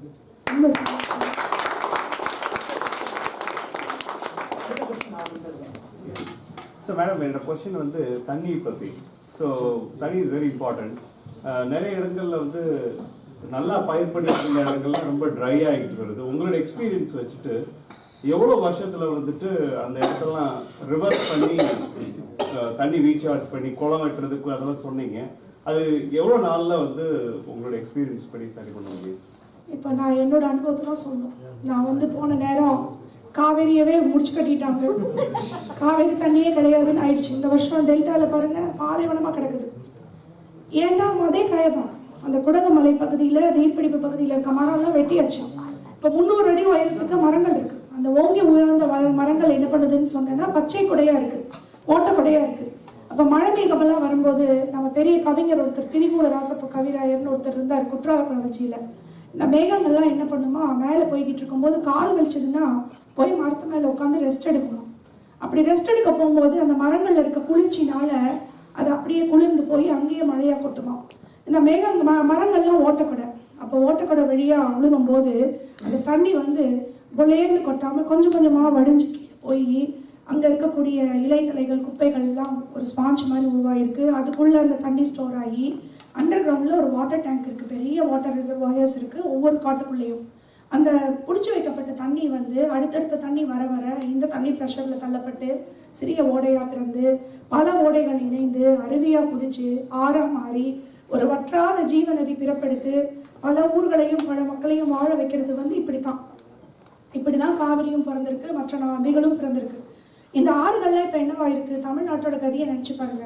நான் ஒவ்வொரு தமிழ் சங்கத்துக்கிட்டையும் என்ன கேட்கிறேன்னா, நீங்க ஏதாவது பண்ண முடிஞ்சதுன்னா நிறைய குளங்களை வெட்டுங்க, சோழர்கள் பண்ண மாதிரி. இப்ப நாங்க ஒரு தனி மனிதர்கள் எங்ககிட்ட ஜேசிபி கம்பெனி 3 ஜேசிபி கொடுத்தாங்க, நீங்க வச்சுக்கோங்க வேலை முடிஞ்சோன்னு திருப்பி கொடுங்க. அதை வச்சு நாங்க நாகப்பட்டினம் மாவட்டம் முழுக்க 1800 குளங்களை வெட்டியிருக்கோம். சோழ அரசர்களுக்கு அப்புறம் நாங்க தான் அதை பண்ணியிருக்கோம். அப்போ இது வந்து ஒரு பெரிய முடியாத காரியம்லாம் ஒண்ணும் இல்லை. நம்ம எங்கெல்லாம் மழை வருதோ பிடிக்கணும். எங்க ஃபார்ம் அங்க இருக்கு இல்லையா, அந்த ஃபார்ம்ல இப்போ நீங்க இன்னைக்கோ நாளைக்கோ உங்களுக்கு தெரிஞ்சவங்க யாராவது இருந்தா நாகப்பட்டினத்துல அந்த கடற்பெறா வாழ்க்கை கிராமம் இருக்கு இல்லையா, அந்த கிராமத்துக்கு அனுப்புங்க. சிக்கலுக்கும் கீழ்வேலூருக்கும் நடுவுல அந்த கிராமத்துல இன்னைக்கு 18 லட்சம் ஹெக்டேர் காஞ்சு கிடக்கிற நேரத்துல நாங்க நெல் பயிர் பண்ணியிருக்கோம். எந்த நெல் பயிர் பண்ணியிருக்கோம்னா வறட்சியை தாங்கி வளரக்கூடிய நம்முடைய பாரம்பரிய நெல்லை பயிர் பண்ணியிருக்கோம். ஏது தண்ணி, ஊருக்கே தண்ணி இல்லாதப்போ எங்களுக்கு எப்படி தண்ணி கிடைச்சதுன்னா 5 குளங்களை வெட்டி வச்சிருக்கோம். 12 ஏக்கர் நிலத்துல 3 ஏக்கர் குளம். அந்த குளத்தை ஆழப்படுத்தி முதல்ல ஒரு குளம் தான் வெட்டணும். ஏன்னா மழை காஞ்சி கிடக்குதுன்னு சொன்னோம் இல்லையா, அடுத்த சீசன் பேஞ்சு கிடக்குது. அப்போ வரும்போது பிடிச்சி வச்சுக்கணும். பிடிச்சி வச்சுக்கிட்டீங்கன்னா அடுத்த சீசன் ட்ரிப் இரிகேஷன் போட்டு வச்சிருக்கோம், ஸ்ப்ரிங்க்லர் போட்டு வச்சிருக்கோம், அதில் தண்ணியை பாய்ச்சிரும். அப்போ இப்போ நெல் வந்து பண்ணியிருக்கோம். இந்த வருஷமும் இந்த சீசனும் ஊரே ஒன்றுமே பண்ண முடியாமல் இருக்கிறப்பவும் பண்ணியிருக்கோம். அப்போ நாங்கள் அங்கே பிடபிள்யூடி மினிஸ்டர் பேசும்போது இந்த எக்ஸாம்பிளை சொன்னோம். நீங்கள் இந்த முறை அவங்களெல்லாம் வெளியில் சொல்லலாம், இதை ப்ராப்பகண்டா பண்ணிங்கன்னா நல்லா இருக்கும். உடனே அவங்க என்ன சொல்கிறாங்க, ஏற்கனவே கர்நாடகா தண்ணி தர மாட்டேன்னு இருக்கான், இதையும் கேட்டாங்கன்னா நீங்களே உங்ககிட்ட டெக்னிக் இருக்குது எதுக்கு எங்ககிட்ட வரீங்கன்னு சொல்லுவாங்க. இப்போ வேண்டாம்னு சொல்லிட்டாங்க. மக்கள் வந்து இப்போ கூட்டமாக வந்து பார்க்குறாங்களாம். நான் இங்கே வந்துட்டேன் 2 மாதம் யாரையும் என்கரேஜ் பண்ணாதீங்கன்னா ஃபார்ம் லேண்டில் நிறைய பேர் வந்து பார்க்குறாங்க. அப்போ என்ன பண்ணணும்னா எங்கெல்லாம் தண்ணி கிடைக்குதோ, மழை தண்ணி வந்ததுன்னு வச்சுக்கோங்களேன், வேற தண்ணி இப்போ போர் போட்டு கீழே போய்கிட்டு இருக்கோம். அந்த போர் போட்டு நான் வேடிக்கையாக சொல்கிறது உண்டு விவசாயிகள்கிட்ட, 1500 அடியெல்லாம் போயிட்டாங்க கோயம்புத்தூர்ல. இன்னும் கொஞ்சம் தூரம் போனீங்கன்னா பூமியோட அடுத்த பக்கம் போயிருவீங்கன்னு சொல்லுங்க. இல்லைன்னா உள்ள போனீங்கன்னா நெருப்பு தான் இருக்கு. அந்த தண்ணி எங்கிருந்து வந்துச்சு சொல்லுங்க, வானத்துல இருந்து தான் வந்துச்சு. அப்போ பெயரப்ப பிடிச்சி வச்சுக்கிட்டீங்கன்னா உங்களுக்கு வந்து அந்த தண்ணியை வந்து நீங்கள் மறுபடியும் நல்லா யூஸ் பண்ணலாம். அப்போ குளங்களை வந்து நீங்கள் வெட்டுறதுங்கிறது வந்து என்றைக்குமே காலங்காலமாக நம்ம அரசர்கள் பண்ணது தான். நாகப்பட்டினத்தில் ஒரு சின்ன ஊருங்க, திருமலை ராயன்பட்டினம்னு இருக்குது. அந்த ஊருக்கு போய் பார்த்தீங்கன்னா 365 பொதுக்குளம் வெட்டி வச்சுருக்காங்க. யார் வெட்டினாங்கன்னு பார்த்தீங்கன்னா ஒரு சின்ன சிற்றரசன், திருமலை ராயன் ஒரு அரசன் ஆட்சி பண்ணியிருக்கான். அவன் 365 குளத்தை வெட்டியிருக்கான். இந்த நம்பர் 365 கொஞ்சம் டிஸ்டர்ப் பண்ணுச்சு. இது என்ன வித்தியாசமாக இருக்கே, மறுபடியும் நாங்கள் ஆராய்ச்சியை தொடர்ந்தோம். என்ன 365 பார்த்தீங்கன்னா, அந்த ராஜா என்ன பண்ணுறாரு, டெய்லி ஒரு குளத்துல போய் பூஜை பண்ணி காலெல்லாம் கழுவாராம். அதனால ராஜா வந்து குளிக்கிற குளம்னு சொல்லிட்டு மக்கள் வந்து அதில் கண்டாமினேஷனே பண்ணாமல் தண்ணி வர வழியெல்லாம் அடைக்காம, இதுதான் வாட்டர் மேனேஜ்மெண்ட். இப்படி தான் நம்ம சமூகம் வாழ்ந்துருக்குது. அப்போ நீங்கள் பெரிய புராணம் படிச்சீங்கன்னு வச்சுக்கோங்களேன், பெரிய புராணத்தில் என்ன பண்ணியிருக்காங்க, பிட்டுக்கு மண் சுமந்தாங்கன்னு சிவபெருமான் வந்து பண்ணியிருக்காரு. அந்த இன்சிடென்ட்டை மட்டும் நினச்சி பாருங்க. அந்த கதை நடந்த கதைக்களம் என்ன, பாண்டிய மன்னன் போய் உட்காந்து பார்க்குறாரு. ஏன்னா உடச்சிக்க போகுது, வைகையில் வெள்ளம் வருது, உடச்சிக்க போகுது. அப்போ செம்பரம்பாக்கம் ஏரி திறந்து விடும் போது 4 நாளாக பிடபிள்யூடி மினிஸ்டர்ஸ் உட்காந்துட்டு இருக்காங்க வயலோட, திறக்கலாமா வேண்டாமான்னு. அங்கே என்ன பண்ணுறாரு, ராஜா போய் உட்காந்துட்டாரு. அந்த ஏரி உடச்சிக்காம இருக்கிறதுக்கு, காப்பாற்றுறதுக்கு குடிமராமத்து, வீட்டுக்கு ஒருத்தர் ஆள் கொடுக்கணும். ஒரு வயசான கிழவி, அவளுக்கு ஆள் இல்லை. அப்போ அவர் என்ன பண்ணுறா, ஐயோ அரசனோட தண்டனை வந்துருமே, எனக்கு யாராவது இல்லையான்னு கேட்குறா. அப்போ சிவபெருமான் என்ன பண்ணுறாரு, அவரோட பக்தியை மெச்சி தானே வேலைக்காரராக வர்றாரு. அந்த இட்லிக்காக அவர் என்ன பண்ணுறாரு, வேலை செய்ய வந்திருக்காரு. வேலை செய்யாமல் அங்கே போய் சோம்பல் பட்டுக்கிட்டு கூத்தாடிக்கிட்டு வேலை செய்கிறவங்கள டிஸ்டர்ப் பண்ணுறாரு. அப்போ அங்கே யார் உட்காந்துருக்கா, ராஜாவே உட்காந்துருக்காரு. நீ வேலை செய்கிறவங்களை கெடுக்கிறியான்னு தடி எடுத்து கடவுளை அடிக்கிறாரு. இந்த கதை என்னவோ இருந்துட்டு போட்டோம், அந்த நடந்த அட்மினிஸ்ட்ரேஷனையும் பார்ட்டிசிபேஷனையும் மக்களோட இன்வால்மெண்ட்டையும் பாருங்க. இதுதான் நம்ம வாழ்ந்த வாழ்க்கை. இதெல்லாம் விட்டுட்டதுனால தான் இன்னைக்கு இவ்வளோ பிரச்சனை. அதனால தண்ணியை வந்து நீங்கள் மறுபடியும் சேகரிக்கணும்னா பூமியை மூடி வைக்கணும். மல்ச்சிங், ஒரே நிமிஷம், மல்ச்சிங் பண்ணணும். மல்ச்சிங்னா என்னன்னா பூமியை மூடி வைக்கிறது. இப்போ இங்க என்ன நினைச்சிட்டு இருக்காங்கன்னா, தண்ணி வந்து பாய்ச்சறது தான் விவசாயம் நினைச்சிட்டு இருக்கோம். பயிருக்கு தேவை ஈரம் தான், தண்ணீர் இல்லை. அப்ப எந்த நிலத்துல பயிர் பண்ணீங்கனாலும், இங்க க்ளோவர் இருக்குல்ல, வெஜ்ஜின்னு ஒரு கிராப் இருக்கு, கவர் கிராப்னு பேரு. நீங்க பயிர் பண்ண ஆரம்பிக்கிறதுக்கு முன்னாடி கவர் கிராப் போட்டு பூமியை மூடி வைங்க. அப்போ ஒரு அடி மூடி வச்சுன்னா ரேட் ஆஃப் எவாபரேஷன் கம்ப்ளீட்டா கண்ட்ரோல் ஆயிடும். நைட் டைம் என்ன ஆகும்னா, இங்க பனி பெய்யுது இல்லையா, அதுக்கு பேர் டியூ ஹார்வெஸ்டிங்னு பேர். பனி தண்ணி பூரா உள்ள இறங்கிடும். நல்ல திக்கு மல்ச்சிங் இருந்ததுன்னா அடுத்த நாள் காலையில சூரியன் வந்து இந்த தண்ணியை திருட்டிட்டு போக முடியாது. அப்ப எங்க பயிர் பண்ணாலும் நிலத்தை மூடி வச்சீங்கனாலே தண்ணீர் தேவை 10 மடங்கு தண்ணீர் தேவைப்படுற இடத்துல 1 மடங்கு தண்ணியை வச்சுட்டே பயிர் பண்ணலாம். தண்ணி ஆவியாகாது. அதுதான் நம்ம விவசாயிகள் பண்ணணும். நிலத்தை மூடி வைக்கணும். திறந்து போட்டீங்கன்னா வெயில் வந்து தண்ணியை திருட்டிட்டு தான் போகும். அப்போ வந்து பயிர் பண்ண முடியாது. நீங்க பேசுறது வந்து கேட்காம எங்களால போறதுக்கு மனசு இல்லை. விடியவே இருந்து கேட்கறதுக்கே எங்களுக்கு வந்து விருப்பம் இருக்குது. தமிழ் மன்றம் முடிஞ்சா இதை வந்து பகுதி 2ன்னு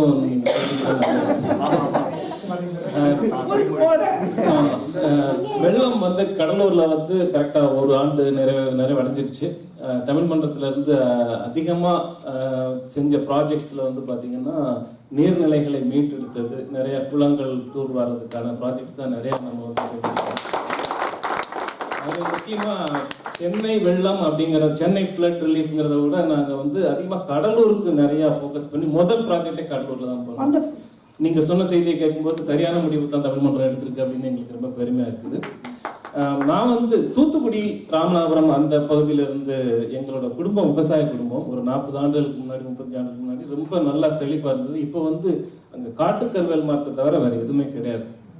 ஏன்னா தண்ணி இல்லை, மழை இல்லை அப்படிங்கிற ஒரு காரணத்துக்காக எவ்வளவோ ஆழமா போட்டு பார்த்தாங்க, தண்ணி வரல அப்படின்னு எல்லாம் கிளம்பிட்டாங்க ஊரை விட்டு.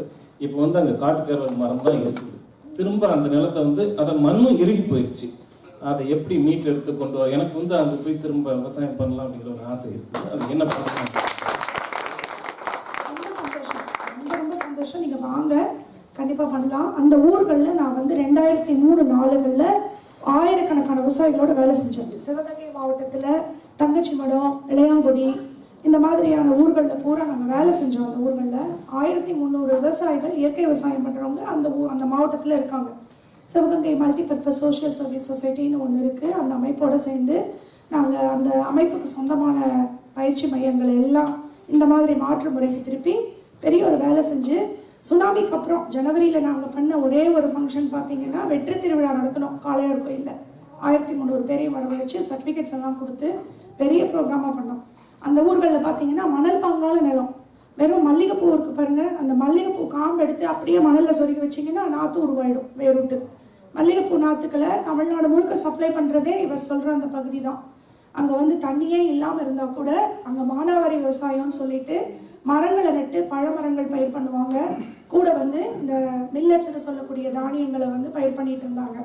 சீம கருவேல் அப்படின்னு சொல்லக்கூடிய அந்த பயிரை வந்து எப்போ கொண்டு வந்தாங்கன்னு பார்த்தீங்கன்னா காமராஜர் பீரியடில் ஒரு எக்ஸாட்டிக் பிளான்ட்டு, அது வந்து பாலைவனத்தில் வளரக்கூடிய ஒரு செடி. அப்போ அந்த சீம கருவேல் என்ன பண்ணுதுன்னா, நம்ம நாட்டு கருவேல் வந்து நம்ம எக்கோசிஸ்டத்தோட ஒரு பார்ட், அது வந்து எந்த கெடுதலும் பண்ணாது. ஆனால் இந்த சீம கருவேல்னு சொல்கிறது வந்து நம்ம கருவேல மரத்தோட ப்ராப்பர்ட்டிஸ் எல்லாம் அதுக்கு இருக்கும். ஆனால் எக்ஸ்ட்ரா என்னவா இருக்கும்னா, பாலைவனத்தில் இருந்ததுனால, ஆஸ்திரேலியா பாலைவனத்தில் வளரக்கூடிய ஒரு செடியாக இருந்ததுனால கிட்டத்தட்ட பல கிலோமீட்டர் தூரத்துக்கு தன்னுடைய வேர்கள் அனுப்பும். எந்த ஒரு செடியுமே பார்த்தீங்கன்னா இப்படி கிடைமட்டமாக போகும், இல்லைன்னா நேராக போகும், ரெண்டில் ஏதோ ஒன்று தான் போகும். ஆனால் இந்த செடி 2 பக்கமும் போகும். அதோட வேரில் வந்து ஒரு பாய்சன் இருக்கும். அந்த பாய்சன் மூலமாக அடுத்த செடியோட வேரை தொட்டு அந்த வேருக்கு இந்த பாய்சன் அனுப்பி அதை சாகடிச்சிடும். அப்புறம் இந்த தண்ணியை வந்து உறிஞ்சி வச்சுக்கிட்டு ஆவியாக்காது. ஏன்னா ஆவியாக்கிட்டா அதுக்கு அடுத்த தண்ணி கிடைக்காது. பாலைவனத்தில் இருந்ததுனால அதோட சிஸ்டம் அந்த மாதிரி. ஸோ இப்போ என்ன ஆகும்னா, முதல்ல சீம கருவேல் கொஞ்சம் தான் இருந்தது ராமநாதபுரம், சிவகங்கை மாவட்டத்துல எல்லாம். அந்த விதைகள் வந்து கொட்டும் போது ஆடு வந்து அந்த காயை நல்லா சாப்பிடும். அது வயிற்றுக்குள்ள போனாலும் இந்த விதை டேமேஜே ஆகாது. வெளியில வந்து விழுகும் போது அந்த சாணத்தோட வந்து விழுகிறதுனால உரமும் கிடைச்சி போய் அது நல்லா தளைஞ்சு எல்லா பக்கமும் பெருகிடுச்சு. ஒரு குருவி கூட கூடு கட்டாது. எந்த ஒரு செடியும் கீழே வளர விடாது. பத்தாததுக்கு தண்ணியை ஆவியாக்காது. அதனால அந்த பகுதியில் என்ன ஆகும்னா, மழை மேகங்கள் கூடுச்சுன்னு வச்சுக்கோங்களேன், அந்த மழை மேகங்களை கலைச்சிடும். அந்த வெப்ப காத்து போய் அந்த காற்றை லேசாக்கி மழையே வராது அந்த ஊருக்கு. சீம கருவேல் நிறைய வந்துருச்சுனாலே அந்த ஊர் பாலைவனமா மாற்றப்பட்டுடும். பாலைவனத்துல வளரக்கூடிய ஒரு செடியை கொண்டு வந்து நல்ல ஊர்ல வச்சிங்கன்னா அந்த ஊர் பாலைவனமா மாறிடும். ஏன்னா அதுக்கேற்ற தகவமைப்புகளை அது மாற்றி அமைச்சுக்கும். அதுதான் இங்க நடந்துட்டு இருக்கு. அப்போ சீம கருவேல்ங்கிறது ஒரு சாதாரண விஷயம் இல்லை. பயங்கரமான ஒரு பாய்சனை கொண்டு வந்து, ஒரு எக்ஸாட்டிக் பிளாட்டை கொண்டு வந்து நம்ம நட்டு வச்சிருக்கிறோம். நம்மகிட்ட அவ்வளோ செடி வகைகள் இருக்கும்போது வெளியிலேருந்து ஒன்று கொண்டு வரதுக்கு முன்னாடி நம்ம யோசிக்கணும். எப்போ பார்த்தாலும் இந்த அக்ரி டிபார்ட்மெண்ட் பார்த்தவங்களும் வெளியில் ஏதோ ஒன்று இருக்குன்னா உடனே கொண்டு வந்துட வேண்டியது. இந்த விந்து அணுக்கள் எல்லாம் கொண்டு வந்திருக்காங்க, மாட்டுக்கெல்லாம் ஊசி போட்டு ஆர்டிஃபிஷியல் இன்சமினேஷன். எவ்வளவு ப்ரீட்ஸ் இருக்குது நம்ம கிட்ட. நம்ம காங்கேய மாடு மாதிரி, உம்பளாச்சேரி மாடு மாதிரி, கிர்மாடு மாதிரி, ஏதாவது ஓங்கோல் மாடு மாதிரி கிடைக்குமா? கொண்டு வந்து ஊசியை போட்டு அந்த மாடுல அந்த மாடு என்ன பண்ணணும்னா, ஏசி போடணும், அதுக்கு ஃபேன் போட்டு வைக்கணும். சனையை பிடிக்காது. ஏன்னா அந்த டெம்பரேச்சர்ல அதனால ஒன்றும் பண்ண முடியாது. அதுக்கு கழுத்தே கிடையாது. நம்ம மாட்டுக்கெல்லாம் ஃபேன் இருக்கு இல்லையா, அந்த மாதிரி அது கிடையாது. அந்த மாதிரி தான் இந்த சீம கருவேல் மரமும். அதுக்கான அடாப்டேஷன்ஸே வேற. அதுக்கு பூச்சி கிடையாது, நோய் கிடையாது. அதனால அதுக்கு கட்டுப்படுத்தக்கூடிய யாருமே அது இல்லாதனால ரொம்ப பெருகுது. இப்போ 10ஆவதுக்கு என்ன பண்ணிட்டாங்கன்னா, பெரிய பெரிய நார்த் இந்தியாவில் இருக்க கம்பெனிஸை கொண்டு வந்து சுற்றுச்சூழலுக்கு எந்த வகையில் மின்சாரம் தயாரிக்கிற திட்டம் கொண்டு வந்து ராமநாதபுரம் மாவட்டத்தை சுடுகாடு ஆக்கிட்டு இருக்காங்க. என்ன பண்ணுறாங்கன்னா, எல்லா விவசாயிகள்கிட்டையும் போய் உங்கள் நிலங்களில் நீங்கள் கரும்பு பயிரிட்டீங்கன்னா டன்னுக்கு எவ்வளோ விலை கிடைக்குது? 3000 ரூபாய் கூட கிடைக்கிறது இல்லை. சீம கருவேல் பயிர் பண்ணி கொடுத்தீங்கன்னா உங்களுக்கு தண்ணியும் பாய்ச்ச வேண்டாம், ஒன்றும் பண்ண வேண்டாம், தானாக வளரும். அதுக்கு நாங்கள் டன்னுக்கு 12,000 ரூபாய் தரோம்னு சொல்லி அவங்க எல்லாரையும் மாற்றுறாங்க. கான்ட்ராக்ட் ஃபார்மிங்குள்ளே கொண்டு வந்து அந்த சீம கருவேலை உற்பத்தி பண்ணி கொடுத்தா இவங்க என்ன பண்ணுறாங்கன்னா, அதை எரித்து சாம்பல் ஆக்கி அதிலிருந்து தெர்மல் எனர்ஜியை வச்சு எலக்ட்ரிக்கல் கன்வர்ஷன் பண்ணுறாங்க. இது எக்கோ ஃப்ரெண்ட்லி ப்ராஜெக்ட்னு கவர்மெண்ட்டே சர்டிஃபை கொடுக்குது. இதில் என்ன எக்கோ ஃப்ரெண்ட்லி இருக்குன்னு தெரியல. அந்த ஊரையே அழிச்சு தான் நடந்துட்டு இருக்கு. அப்போ இந்த சீம கருவேலை ஒழிக்கணும் அப்படின்னு சொன்னோன்னா பண்ணலாம். நம்மளுக்கு எல்லாருக்கும் ஒரு ஸ்ட்ராங் வில் இருந்ததுன்னா அங்கே இருக்கக்கூடிய மக்கள், அங்கே இருக்கக்கூடிய அரசுகள், அங்கே இருக்கக்கூடிய விதைகளோட ஒத்துழைப்போட இதை வந்து அகற்றணும். அகற்றும் போதே அடுத்த கிராப்பிங்க்கு போகணும். அந்த மண்ணை வந்து ரிட்ரைவ் பண்ணுறது பெரிய கஷ்டம் இல்லைங்க. சுனாமியில் வந்த பாதிப்பையே 3 மாதத்தில் சரி பண்ணிட்டோம். அதை விட பெரிய பாதிப்பு எங்கேயும் இருக்க போகிறதில்ல. எந்த இயற்கை அழிச்சதோ அதே இயற்கை வந்து கொடுக்கவும் செய்யும். நம்ம அதை நோக்கி ஒரு அடி எடுத்து வச்சோம்னா 10 அடி அது நம்ம கூட நடந்து வரும். அதனால மாத்துறது கஷ்டம் இல்லை. இயற்கையையும் மண்ணையும் மாத்துறது ஈஸி. மனுஷங்களோட மனசை மாத்துறது தான். பேரண்ட்ஸ் வந்து தெரியாமல் வெட்டிட்டாங்க, யாரும் சொன்னாங்கன்னு சொல்லிட்டு. ஆனால் நிறைய படித்த பனைமரம் இருக்கிறதுனால ரொம்ப நல்லது காட்டுக்கு. அது தண்ணி கொஞ்சம் பிடிச்சி வைக்கும் அப்படின்னு சொல்லிட்டு உங்களோட கருத்து என்ன? ஐயோ பனைமரத்தை யார் வெட்டினாலும் மன்னிக்கவே முடியாத குற்றம். பனைமரங்கிறது எல்லாமே வந்து அந்தந்த வச்சு நீங்க வந்து ஜென்ரேஷன்ல பார்க்கலாம். பனை ஒண்ணுதான் வந்து பாத்தீங்கன்னா தலைமுறைக்கும் வாழ்வளிக்கக்கூடிய ஒரு மரம்னா அது பனைமரம் தான். தமிழ்நாட்டோட தேசிய மரம் பனைமரம். நம்ம வந்து பனைமரம் தான் நம்மளோட சின்னமே. பனையில வந்து பாத்தீங்கன்னா அது வந்து இப்ப வந்து தண்ணியை பிடிச்சி வைக்குதுன்னு சொல்றோம் இல்லைங்களா? அது ஏன் அப்படின்னு பாத்தீங்கன்னா எங்கெல்லாம் பனைமரம் இருக்குதோ அதுக்குள்ளெல்லாம் அண்டர் வாட்டர் வந்து நல்லா இருக்கும். நாங்க போர் போட போறோம் எங்கேயாவது அப்படின்னாலே நேச்சுரலா யாருமே போடாம பனங்கொட்டை முளைச்சு வளர்ந்து நல்லா வளர்ந்துருந்ததுன்னா அந்த இடத்துல கண்டிப்பா தண்ணி இருக்கும். அந்த இடத்துல நீங்க தோண்டிங்கன்னா நிச்சயமா நீர் ஆதாரங்கள் இருக்கும். அதுவும் இல்லாம பனைமரம் வந்து பாத்தீங்கன்னா அடியிலேருந்து தலை வரைக்கும் எல்லாமே வந்து பயனுள்ள ஒரு மரம். அப்புறம் வறட்சியை தாங்கி வளரக்கூடியது. எந்த ஒரு இதுலேயும் வந்து உங்களை கைவிடாத ஒரு மரம் இருக்குன்னா அது பனைமரம் தான். அங்கே வந்து தூத்துக்குடியிலையோ ஒரு நாகர்கோயிலையோ ஒரு ஃபார்மர் வந்து பனை ஓலை இருக்கு பார்த்தீங்களா, அதை வந்து இங்கே யூரோப்புக்கும் நார்த் அமெரிக்காவுக்கும் எக்ஸ்போர்ட் பண்ணுறாரு. அவர் வந்து பெட்டிலாம் பண்ணுறது இல்லை, இந்த குருத்தோலை திருவிழான்னு ஒன்று நடத்துகிறாங்களே கிறிஸ்டியன்ஸ் எல்லாம், அப்போ அந்த ஓலை வேணும் இல்லையா, அதுக்காக அவர் எக்ஸ்போர்ட் பண்ணுறாரு. பெரிய கோடீஸ்வரர். அந்த மாதிரி விசிட்டிங் கார்டு பண்றாங்க இன்னைக்கு பண ஓலையில. அதுக்காக வந்து நிறைய வருது. என்ன வேணாலும் பண்ணலாங்க. அது வந்து அது வெட்டினதுக்கு அப்புறம் அதுக்கு பிரார்த்திச்சமா என்ன பண்ணாங்கன்னா ஒரு கொலை வெட்டி வச்சிருக்காங்க ஒரு ஓரமா. பெருசா நான் சொல்லி மறுபடியும் அந்த கொட்டைகளை போட சொல்லுங்க. பண கொட்டைகளை வந்து நிறைய போட சொல்லுங்க. எந்த ஒரு வறட்சியிலையும் வரக்கூடியது.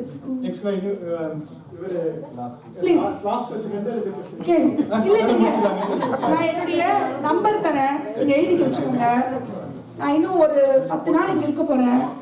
அதுல யாருக்காவது ரொம்ப கேட்கணும்னா தாராளமா கேளுங்க. என்னோட அமெரிக்கா நம்பர் தரேன், இந்தியா நம்பர் வந்து என்னோட கார்டில் இருக்கு. கார்டு இப்போ நான் போகும்போது கொடுத்துட்டு போறேன், நீங்க எடுத்துட்டு போங்க. அதுல இந்தியாவுக்கு வரும்போது நீங்க பேசுங்க. உங்களோட ஆர்வம் வந்து எனக்கு ரொம்ப சந்தோஷமா இருக்கு. நானும் இப்போ வந்து உடம்பு சரியில்லை எல்லாம் சொன்னாங்க இல்லைங்களா, எனக்கு இந்த குளிர் வந்து கொஞ்சம் ஒத்துக்கல. ஏன்னா வந்து பார்த்தீங்கன்னா புதுசாக இப்போ தான் நியூயார்க் நியூ ஜெர்சிலெல்லாம் போய் நிறைய பனிலேயே அலைஞ்சோம். விவசாயிகளோட தோட்டங்களுக்கு போனோம். அப்போ வந்து கடைசி கட்டம், எல்லாம் கிராப் முடிய போகுது. அவங்கள வந்து நாங்கள் வந்து முடியாதுன்னு யாருக்குமே சொல்ல முடியாத ஒரு சூழ்நிலை. அதனால் கூப்பிட்றவங்கள எல்லாம் சரி சரி நாங்கள் அக்செப்ட் பண்ணிவிட்டு ஒரு நாளைக்கு வந்து எனக்கு மினிமம் வந்து ஒரு 8லேருந்து 10 ப்ரோக்ராம் இருக்கும். ஹவர்ஸ் ஒரு மணி நேரத்தில் இந்த மணி நேரத்தில் இது, 2வது மணி நேரம் இது, 3வது மணி நேரம் இதுன்னு. அதனால நான் வந்து இப்போ கிட்டத்தட்ட இந்த பயணத்தில் பார்த்தீங்கன்னா இந்த பயண அனுபவங்களை எழுத முடியாது.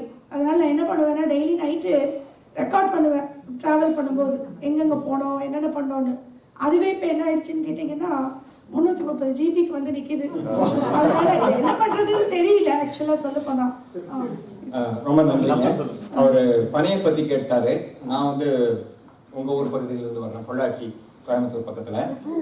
தென்னை எங்கள் ஊரில் ரொம்ப ஜாஸ்தி. 1000 அடி 1500 அடிக்கும் கீழே தண்ணி மட்டம் போயிடுச்சு. அதுக்கு ஏதாவது பண்ணியிருக்கீங்களா? இல்லை அதை இம்ப்ரூவ் பண்ணுறதுக்கு ஆர்கானிக் ஏதாவது பண்ணுறதுக்கு? நான் வந்து பிடபிள்யூடியோட சேர்ந்து இந்த உலக வங்கியோட ப்ரோக்ராம் ஐஎம்வாம்னு ஒன்று நடந்ததுங்க. அதில் வந்து 2.5 லட்சம் ஃபார்மர்ஸை ட்ரெயின் பண்ணுறதுக்கு எங்ககிட்ட கொடுத்துருந்தாங்க. 4 வருஷத்துக்கு முன்னாடி வந்து பார்த்தீங்கன்னா பயங்கரமான வறட்சி பொள்ளாச்சி ஏரியா ஃபுல்லாக. பொள்ளாச்சி உடுமலைப்பேட்டையில் பார்த்தீங்கன்னா அப்படியே வளர்த்த புள்ள எல்லாம் சாக கொடுத்தாங்க. அப்போ வந்து நாங்கள் என்ன அவங்களுக்கு சொல்லி கொடுத்தோம், இப்போ ஆயிரக்கணக்கான ஃபார்ம்ஸ் அங்கே இருக்குது. பொள்ளாச்சியில் நீங்கள் போகிறதா இருந்தால், உடுமலைப்பேட்டையில் போகிறதா இருந்தால் நான் நிறைய அட்ரஸ் உங்களுக்கு கொடுக்குறேன். அங்கே வந்து நிறைய பேசும் பண்ணைகள் இருக்குது. இப்போ வந்து உலகத்தரத்தில் அங்கே வந்து பண்ணிகிட்டு இருக்காங்க. அதாவது மெயின் விஷயம் என்னன்னாங்க, மூடி வைக்கணுங்க நிலத்தை மூடி வச்சிங்கன்னா தண்ணி ஆவியாகாது, தண்ணியே தேவையில்லை. இப்போ தென்னை மரத்துக்கு என்னன்னா அடி மரத்துக்கிட்ட கொண்டு போய் தண்ணி பாய்ச்சுவாங்க. அப்படி பாய்ச்சக்கூடாதுங்க. இப்போ தென்னை மரம் எப்படி இருக்குன்னு வச்சுக்கோங்களேன், இதுதான் தண்டு, ஓலைகள்லாம் இருக்கு இல்லைங்களா, அது எங்கே முடியுதோ அங்கே தான் வந்து வெள்ளை வேர் இருக்குங்க, தீனி எடுக்கிற வேர். இந்த அடியில் இருக்கிறது வந்து பில்லர் ரூட்டு. அந்த பில்லர் ரூட்டு வந்து சாப்பிடாது, நிலத்துல வந்து மரத்தை ஃபிக்ஸ் பண்ணுறதுக்காக உள்ளது. நம்ம அங்கே போய் தண்ணியை ஊற்றி ஊற்றி ஊற்றி ஊற்றி அதை சேதம் பண்ணி அந்த வேர்கள்லாம் வளர்ச்சி அடைஞ்சு தண்ணியை தேடி போகிறதே இல்லை. தண்ணியை வந்து நம்ம ஓப்பனில் இருந்து பாய்ச்சிக்கிட்டே இருக்கிறோம். நிலத்தை மூடி வைக்காதப்ப என்ன ஆகும்னு கேட்டிங்கன்னா, அந்த தண்ணி வந்து எந்த இடத்துல வெயில் வந்தாலும் அந்த தண்ணியை எடுத்துகிட்டு போயிடும். அதை மூடி வைக்கிறது என்ன பண்ணுறாங்கன்னா, இப்போ ஆழியார் பக்கம் போனீங்கன்னா நிறைய விவசாயிகள் வந்து ஃப்ளூனேரியான்னு ஒரு செடி இருக்குங்க, அவரை குடும்பத்தை சேர்ந்தது. அதை ஒரு தடவை விதைச்சி விட்டுட்டிங்கன்னா நல்லா புசு புசுன்னு வளர்ந்து நிலத்தை ஃபுல்லாக போகிற மாதிரி மூடிக்கும். நீங்கள் அதுக்குள்ளேயே போய் அந்த அறுவடை எல்லாம் பண்ணிக்கலாம், எல்லாம் பண்ணிக்கலாம்.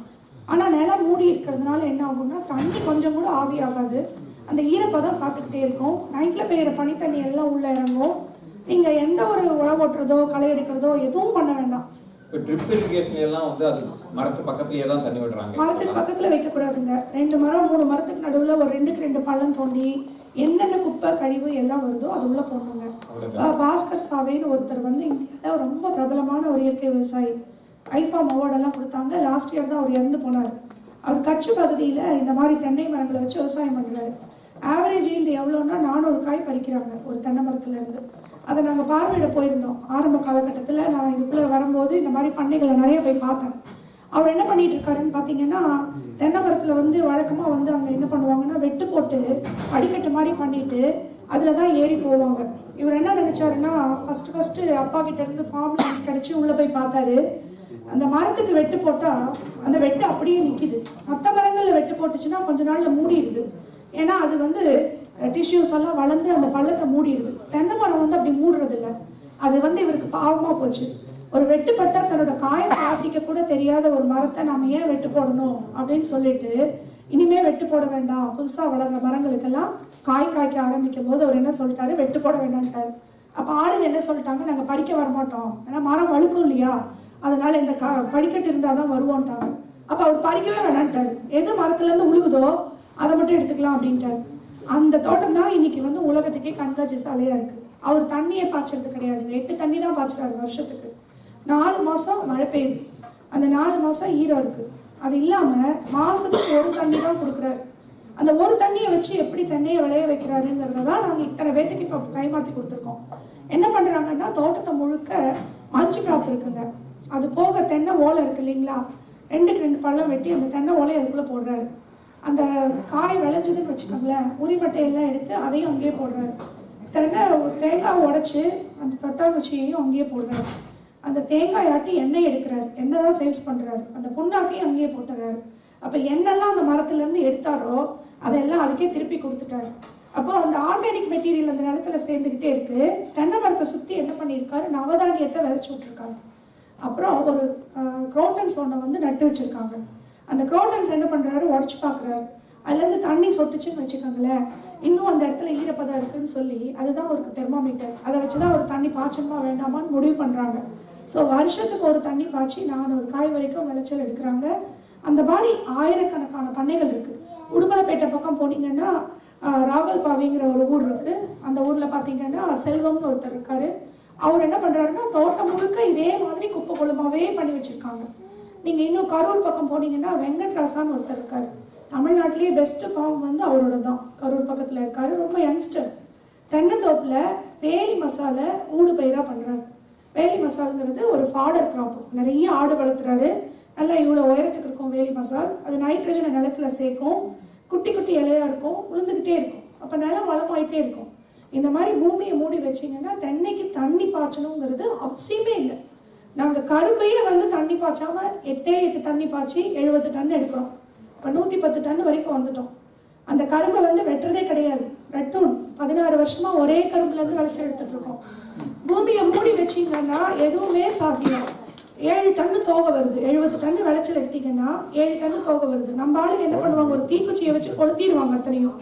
அது ஃபுல்லாக உங்கள் மண்ணிலேருந்து எடுக்கப்பட்டது. உங்கள் மண்ணில் இருக்கக்கூடிய மினரலையும் அட்மாஸ்பியரில் இருக்கக்கூடிய எல்லா வளங்களையும் பயன்படுத்தி தான் அந்த பிளான்ட் மெட்டீரியல் உற்பத்தி ஆயிருக்குது. அதைய மல்ச்சா போட்டீங்கன்னு வச்சுக்கோங்களேன், அதுக்கு அது மக்க நிலத்துக்கு எருவாயிட்டே இருக்கும். மூடி வச்சிருக்கிறதுனால களை செடிகளுக்கெல்லாம் வெயிலே கிடைக்காது. அப்போ களையே முளைக்காது. ஃபஸ்ட்டு நான் வேலையை ரிசைன் பண்ணுறதுக்கு முன்னாடி இந்த ஃபார்முக்கு தான் போய் பார்த்தேன். ஒரு விவசாயி பண்ணிட்டு இருந்தாரு.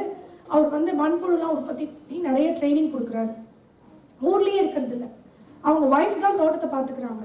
அவங்க கிட்ட நாங்கள் போய் கேட்டோம், எவ்வளோ ஏக்கர் நிலம்னா 10 ஏக்கர். நாங்கள் 10 ஏக்கரை நீங்கள் தான் கவனிக்கிறீங்களா, எத்தனை வேலைக்காரங்க வச்சுருக்கீங்க, எப்படி பார்த்துக்கிறீங்கன்னு கேட்டால் ஆளே கிடையாது, நான் தான் போய் பார்த்துக்குவேன். நாங்கள் தோட்டம் எங்கே இருக்குன்னா 10 கிலோமீட்டர் போகணும், பஸ் ஏறி போகணுன்றாங்க. அப்போ எப்படி டெய்லி போகிறீங்கன்னு கேட்டேன். டெய்லி எதுக்கு போகிறது, மாதத்துக்கு ஒருக்கா தான் போகிறேன். நாங்கள் நல்லா இருக்குது, டெய்லி போனாலே ஒன்றும் கிடையாது, மாதத்துக்கு ஒருக்கா போனால் என்ன வரும், உங்கள் வீட்டுக்கார ஊரெலாம் சுற்றி நிறைய சம்பாதிக்கிறார் போல இருக்கு, அதனால் நிலத்து மேலே உங்களுக்கு அக்கறை இல்லையான்னு கேட்டோம். சிரிச்சுக்கிட்டே உள்ளே போய் 3 கப் எடுத்துகிட்டு வந்தாங்க. வருஷம் உயர் விளைச்சல் போட்டியில் அவங்களுக்கு தான் ஃபர்ஸ்ட் ப்ரைஸ் கிடச்சிருந்தது. அந்த கப்பை கொண்டு வந்து கொடுத்தாங்க. இப்போ என்ன பண்ணுவீங்க? அப்போ நாங்கள் கேட்டோம், வாங்க போய் பார்க்கலாம் அப்படின்னு சொன்னோம். சாவி எடுத்துக்கிட்டு கிளம்புனாங்க. தோட்டத்துக்கு கேட்டு சாவி அவங்ககிட்ட இருக்கு. ஆள் இல்லைன்னு சொன்னாங்கல்ல, ப்ரூஃப் பாருங்க. காரில் போய் அங்கே இறங்குறோம், கேட் சாவி திறந்து உள்ளே போகிறாங்க, யாருமே கிடையாது தோட்டத்தில். இவங்க சொன்ன மாதிரி காக்கா குருவி தான் உட்காந்துருக்கு. கரும்பு பயிர் பண்ணியிருக்காங்க. மாதத்துக்கு ஒருக்கா வந்தால் எப்படி தண்ணி பாய்ச்சறது, காஞ்சு போயிடாதா கரும்புன்னு கேட்டோம். ஏன்னா நம்ம ஊர்லலாம் ஒரு நாள் விட்டு ஒரு நாள் தண்ணி கட்டினா தான் அவங்களுக்கு தூக்கமே வரும். அப்போ அங்கே போய் பார்த்தப்போ அவ்வளோ நாள் கழிச்சு போயிருக்காங்க. அப்போ என்ன பண்ணோம், நீங்கள் ஈரம் இருக்கா இல்லையான்னு பாருங்கன்னாங்க. குனிச்சு பார்த்தா அந்த கரும்பு தோகையாக போட்டு மூடி வச்சிருக்குது. அதை தள்ளிட்டு எடுத்து பார்த்தீங்கன்னா ஒரே ஈரமாக இருக்குது. கூடவே என்னவா இருக்குன்னா வெறும் காஸ்டிங்காகவே இருக்குது. கைவிட்டு எடுத்தால் 2 கையிலையும் வெறும் மண்புழுவாக இருக்குது. அவ்வளோ கொத்தன மண்புழுவாக இருக்குது. அவ்வளோ வளமாக இருக்குனால. அப்போ தான் அவங்க சொன்னாங்க, எப்படி இவ்வளோ மண்புழு வந்ததுன்னா மூடாக்கு போட்டிருக்கனால அதுக்கு ஒரு ஷெல்டர், வெயில் நேரம் அடிக்காது. இது மக்க அதுக்கு சாப்பாடு. ஹாஃப் டீகம்போஸ்ட் மெட்டீரியல் தான் எர்த்வார்ம்ஸோட ஃபுட்டு. ஸோ ஃபுட்டு நிறையா இருக்கனால எர்த்வார்ம்ஸ் நிறைய பெருகி மண்ணையே காஸ்டிங்காக மாற்றிடுச்சு. அங்கே மண்ணே இல்லை, வெறும் எர்த்வார்ம் காஸ்டிங் தான் கிடக்குது. ஸோ அதுவே உரம் போட்டாச்சு. இப்போ அவங்க அடுத்தது நாங்கள் கேட்டோம், இப்படி மூடி வச்சிங்கன்னா எப்படி களை எடுக்கிறதுன்னு கேட்டோம்.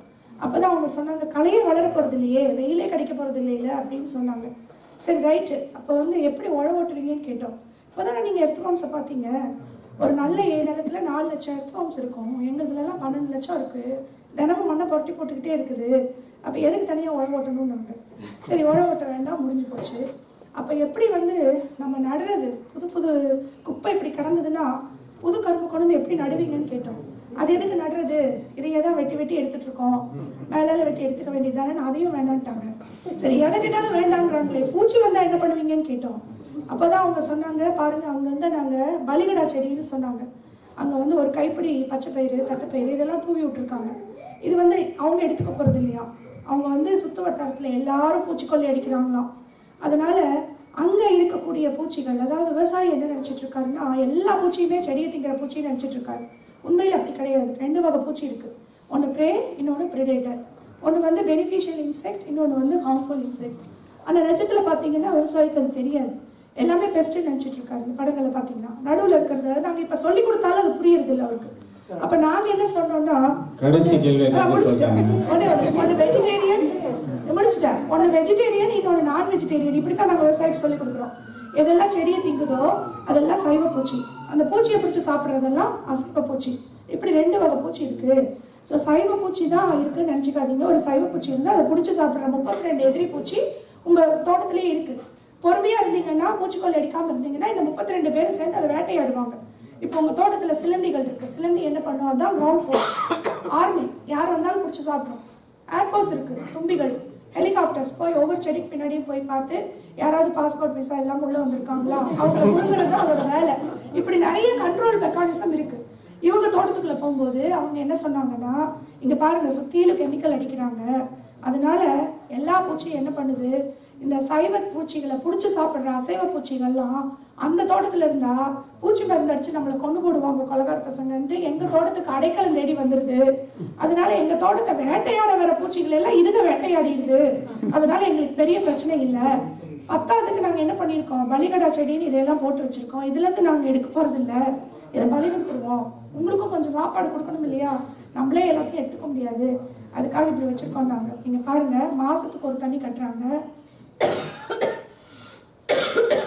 உழறது கிடையாது, நடுறது கிடையாது, களை எடுக்கிறது கிடையாது, பூச்சி மருந்து அடிக்கிறது கிடையாது, ஃபெர்டிலைசர் போடுறது கிடையாது. இதுதான் நாங்கள் பார்த்த விவசாயம். அப்போ நான் நினச்சேன், நம்ம பார்த்துட்டு இருக்க வேலையை விட இதுவே ரொம்ப நல்லா இருக்கு. உடனே போய் ரிசைன் பண்ணிட்டேன். சொல்லுங்க. வணக்கங்க, இதுதான் கடைசி கேள்வி. அதனால சொல்லி இதை தான் கேட்கணும்னு சொல்லியிருக்கிறாங்க. ஸோ நீங்கள் கண்டிப்பாக நான் ரொம்ப நேரம் இதை நல்லா நிறைய பேர் கேட்டுட்டு இருக்காங்க, நிறைய இன்ஸ்பயர் பண்ணியிருக்காங்க. யூஎஸ்லையும் விவசாயம் பண்ணணும்னு ஃபர்ஸ்ட் டைம் இன்ஸ்பயர் பண்ணியிருக்கீங்க. ஐ திங்க் நிறைய பேர் அதை செயல்படுத்தணும், நேற்று வாங்கணும்னு இப்போ தோணும். ரெண்டாவது என்ன சொன்னேன்னா, நான் நிறைய பேர் அரசியலுக்கு போகணும் அப்படின்னா நிறைய பேருக்கு என்னது தேவையில்லாத ஒரு கேள்வி அப்படிம்பாங்க. நான் உங்கள்கிட்ட என்ன கேட்பேன்னா, ஒரு அரசியல்வாதியை பேஷனேட்டாக அதை இம்ப்ளிமெண்ட் பண்ணுற ஒருத்தரை நீங்கள் இன்ஸ்பயர் பண்ணுங்க. இது ஓவர் நைட் இதை தமிழ்நாட்டிலேயே எங்கே வேணாலும் இம்ப்ளிமெண்ட் பண்ண முடியும் அப்படிங்கிறது என்னுடைய கருத்து. அரசியல்வாதியா வேணா இவரை வேணா தேர்ந்தெடுங்க. ஏங்க இவ்வளோ நேரம் பண்ணதுக்கு அப்புறம் நான் நல்லா இருக்குன்னு பிடிக்கல.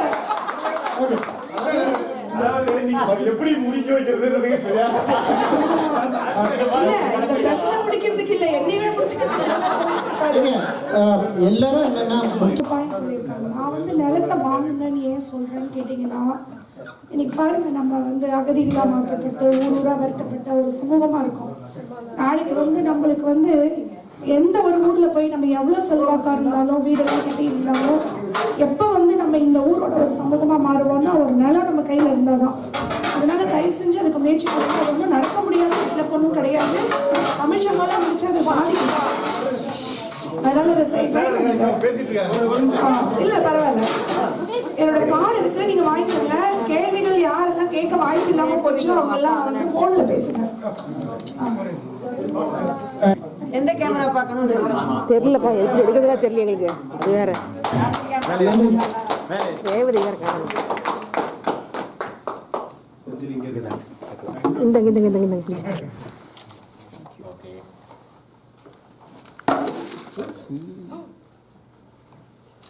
மண்புழு வளர்ப்போம், மரம் காப்போம், மனம் காப்போம்.